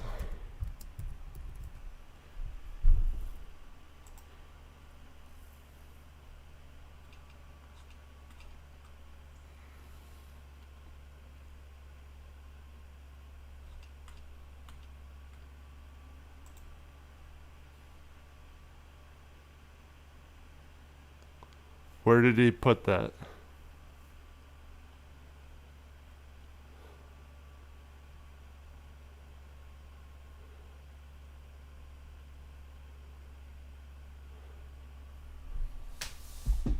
I don't see what you guys are saying.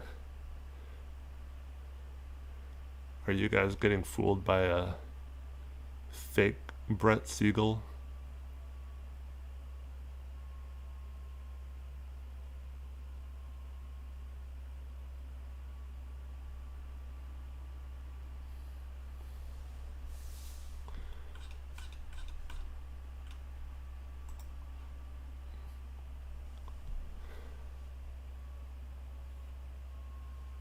Oh, come on, Marv. You know better than to make fake people saying stuff.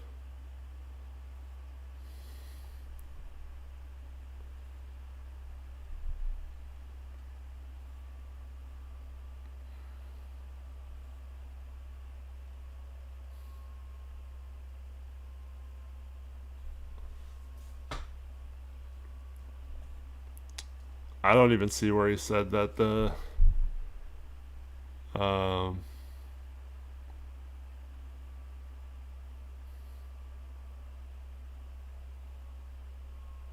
the Blazers are shopping. I see him. He said that. I mean, it might be in this. He posted an article, I guess. It's probably in there. I haven't had a chance to read that, but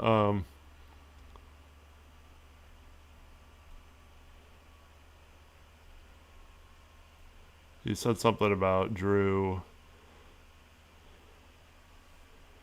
or with all the guards, that Jaylen Brown is not that crazy to imagine.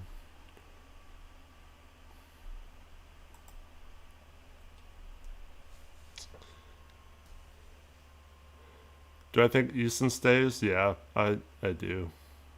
I think the Rockets will try to keep him.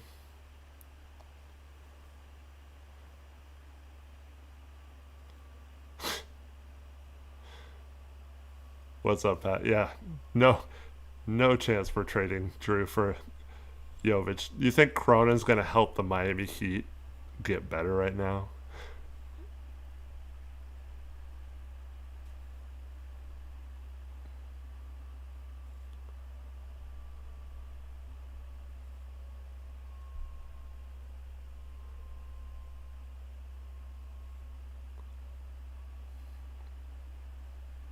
I don't think what the Raptors give up for Kawhi matters to Kawhi. If he's willing to extend or not. I just think it matters in terms of what if the Clippers will accept the trade.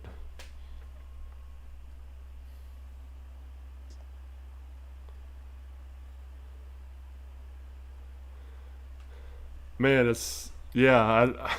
I've never seen.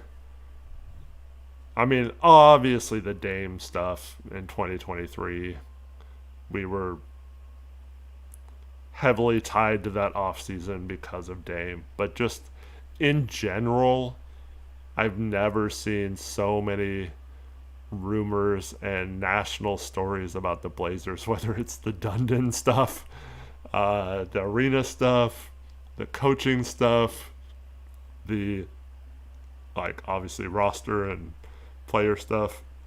It's just crazy that we're like LaMelo freaking Ball. It's like he gets traded to Minnesota. It's like, oh, Portland was in on him, gave him a rich offer. Like what? What? John Morant's traded. Who to? All this 20 teams. Like stop me when I get to one. Nope. 23rd team I named Portland. Oh, okay. What? Just so weird. This will squash all these people who say that no one ever talks about the Blazers, nationally.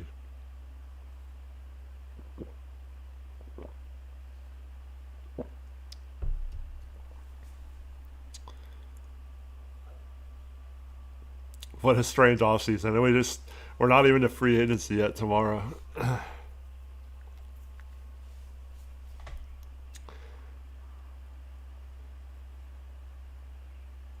Someone did ask Cronin about not making a move yet, and he was like, well, free agency hasn't even started yet.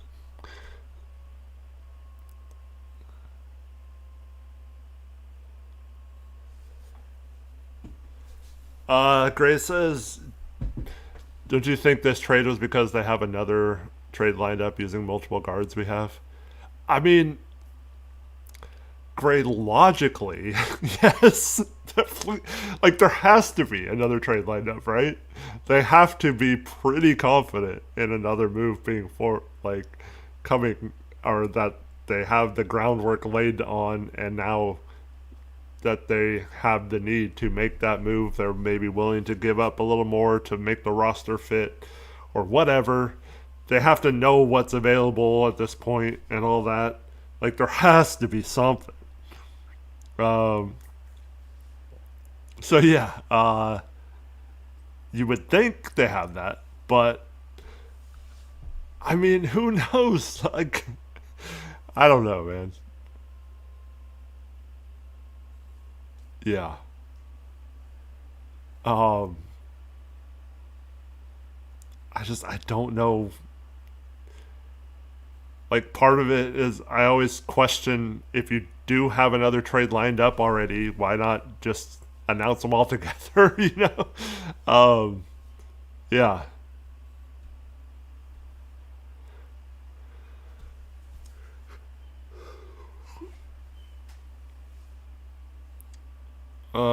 Sure, Alex. What son though?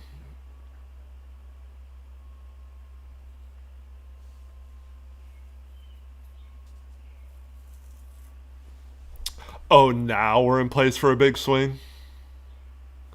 We weren't in a place for a big swing with all our future picks and 4 additional first round picks and multiple young players that we could trade and contracts to match salary. We weren't in a place to make a big swing then, but now Dwight Jane says we are. Okay, that's good. At least we are now.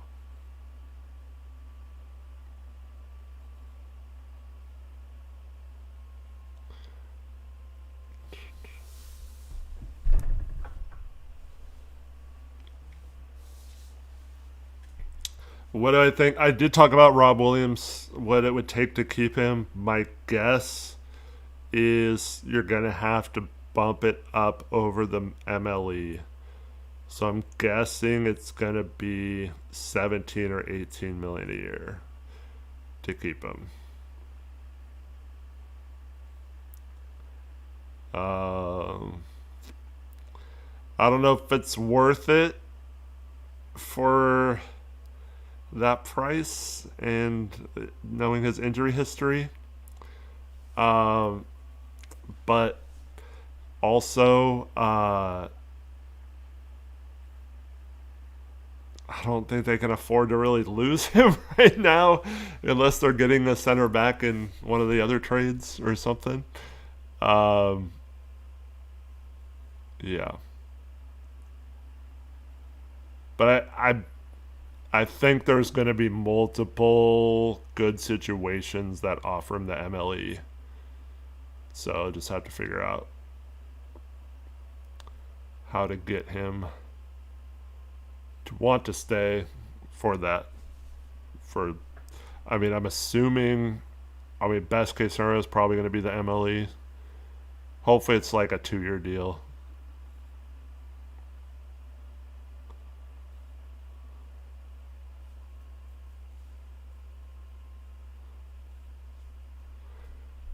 Um,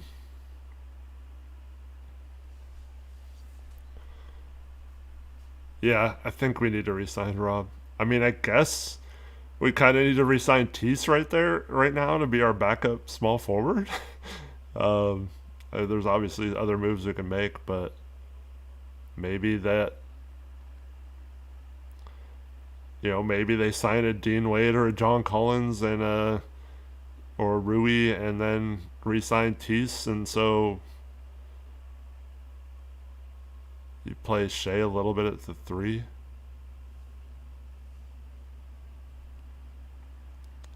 Yeah, I mean, Bradley Beal, I can't believe he opted out of that contract because I'm pretty sure he's only going to get the minimum moving forward. But um, yeah.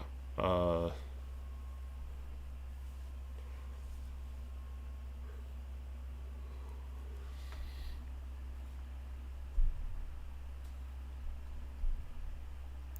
I mean, Porzingis getting 20 million a year was a significant downgrade from what he was making. And if he's healthy, that he really fits that roster. But I mean, that roster is going to be crazy old. They're calling it the unction. They're almost all my age. Andre Drummond is available. Um, Olden State, yeah, that's a good one too. Um, yeah, I mean Drummond wouldn't be bad as a backup option if we don't get if Rob Will leaves, I guess. But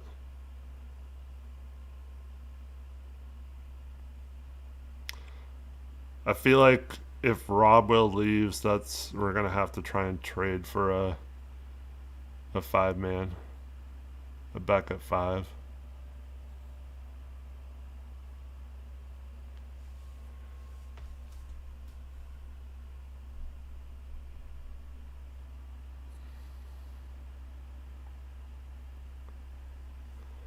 Um,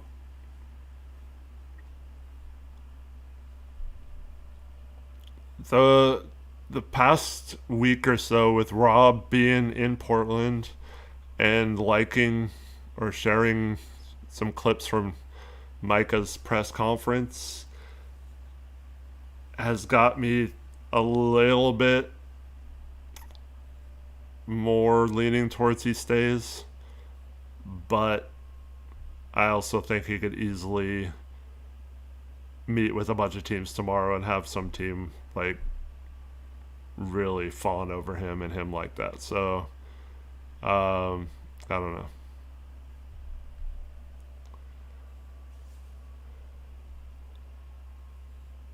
Angelic Ambition says, "Is there a way to facilitate a sign trade for Duran to Boston, or no? Because it can only be for one player."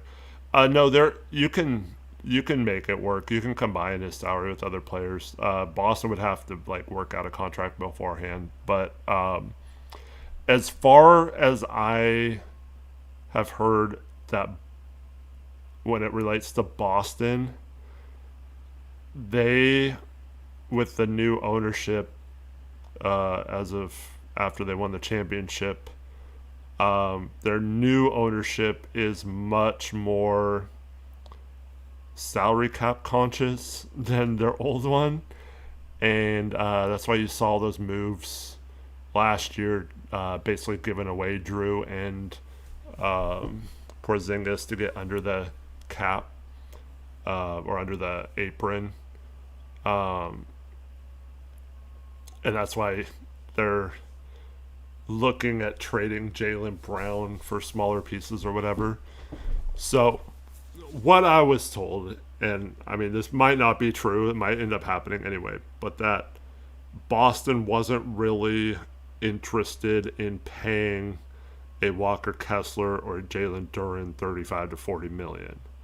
Um, so, uh, yeah. Um, Would could Boston still pivot and do that? Yes. I don't know. I don't think they want to pay a center. They think center is more of a position where you have a decent option at a reasonable price, versus having someone you overpay for that might be really good for them. So, um, could they still get in the mix for a center? Sure, but that also makes Detroit needing a center if they trade Duran. So I don't know. And I'm not saying center is the running back of the NBA, but Boston kind of, I think, views it that way. Um,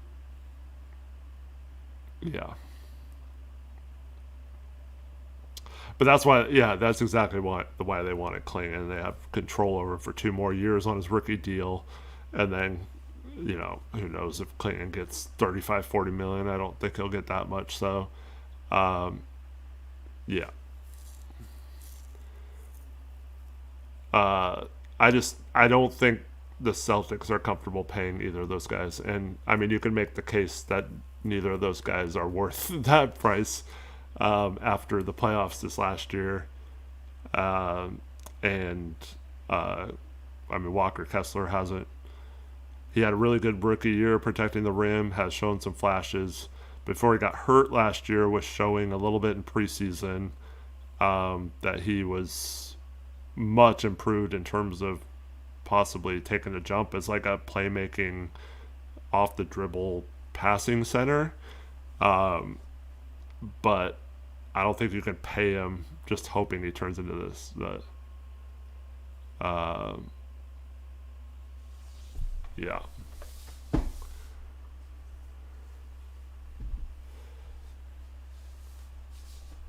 I mean, you can say it, Brendan.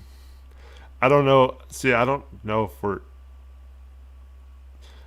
in on Jaylen anymore. So I don't know if that matters. Like what center we could get in a Jaylen Brown trade. Um, a player I think. Well, I didn't hear any ties to Portland. It makes even more sense now if we don't get a forward in free agency. I think PJ Washington could be a guy the Blazers go after. Um, yeah.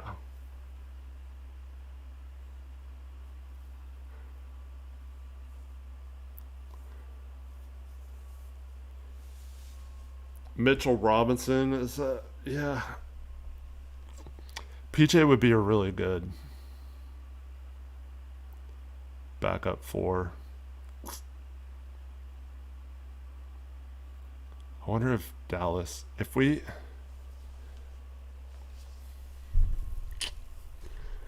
lost Rob Will, would Dallas do a Gafford and PJ for Drew?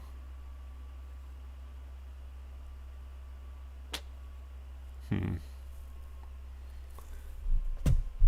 Probably have to throw something else in there. Would Schmitz want Scoot? I know they still have Kyrie, but hmm. I mean, there was rumors that they were trying to trade for Kawhi Masai Ujiri again, um, which makes no sense with how they kind of pivoted to building a younger roster around Cooper Flag at the draft. Um, yeah, Kyrie and Drew. I mean, if you could get PJ or something, that would be a good way to balance the roster, I think.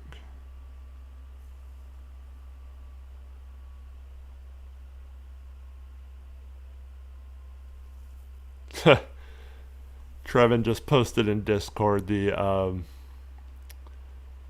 uh you guys know the Zodiac GM on Twitter. He like uses astrology to do the like the synergy of lineups, and he said Dame and Jaw's synergy is an A minus. Um, if Dame can get back to his old form, this particular lineup can be scary.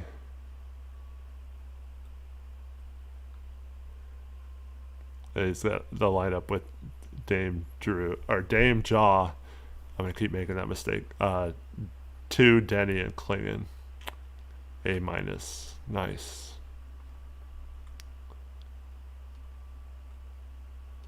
Nice. And once again, if you want to join the Discord, the link is in the description. Love to have you over there. If you want to ever chat with me or anyone else about Blazers when we're not streaming. Um,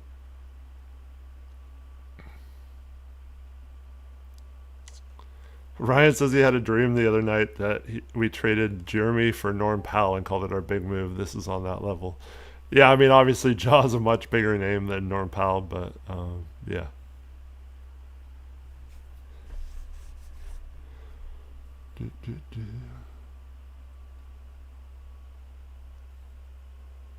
Um, Chase says took a nap and we traded for Jaw.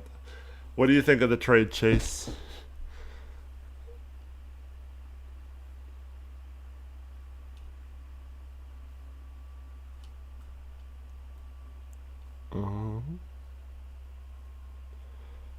Callum asked earlier if I had a tip that a trade was coming today, or did you not have any idea?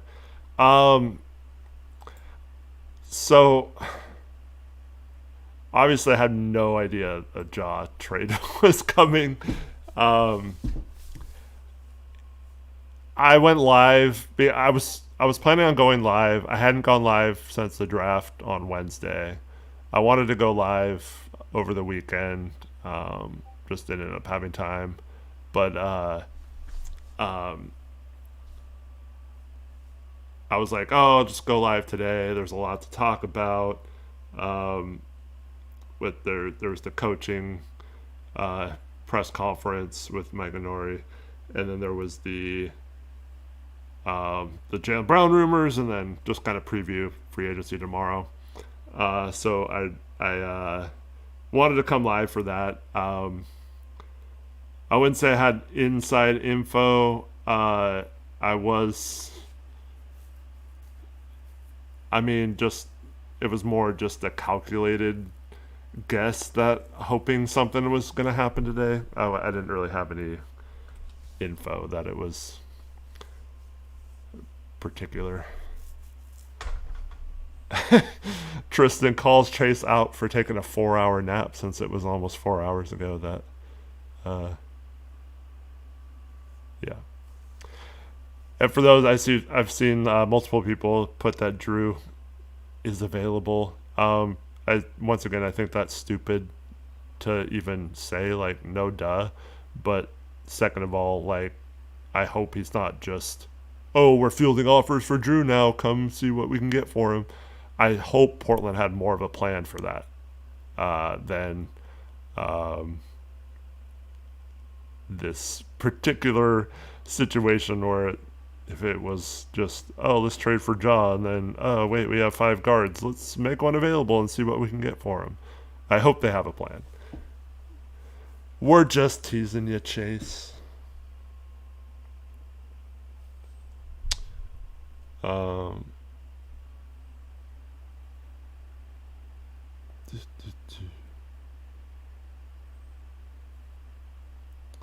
Man, it's crazy. Well, about to hit 4 hours for the stream, so probably wrap it up soon. What a crazy day! I was just not expecting this. Yeah.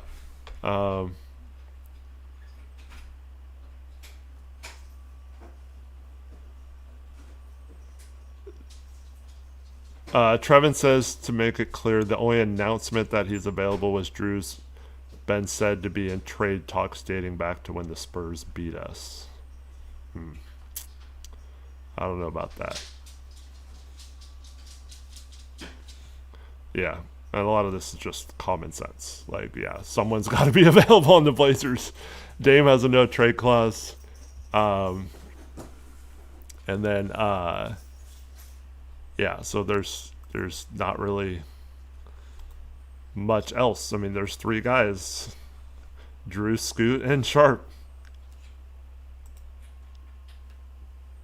NBA Central just read that and tweeted Drew is now available, per Brett Siegel, I'm imagining. Yeah, so that's how those things get a little misleading due to aggregation and stuff. But yeah.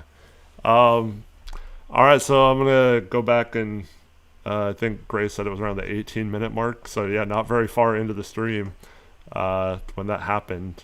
But, yeah, I was not expecting to say Ja Morant is a Portland Trailblazer today. All right. there we have it. So anything else happens between now and 2 o'clock tomorrow afternoon, I'll be back on live, talk about it.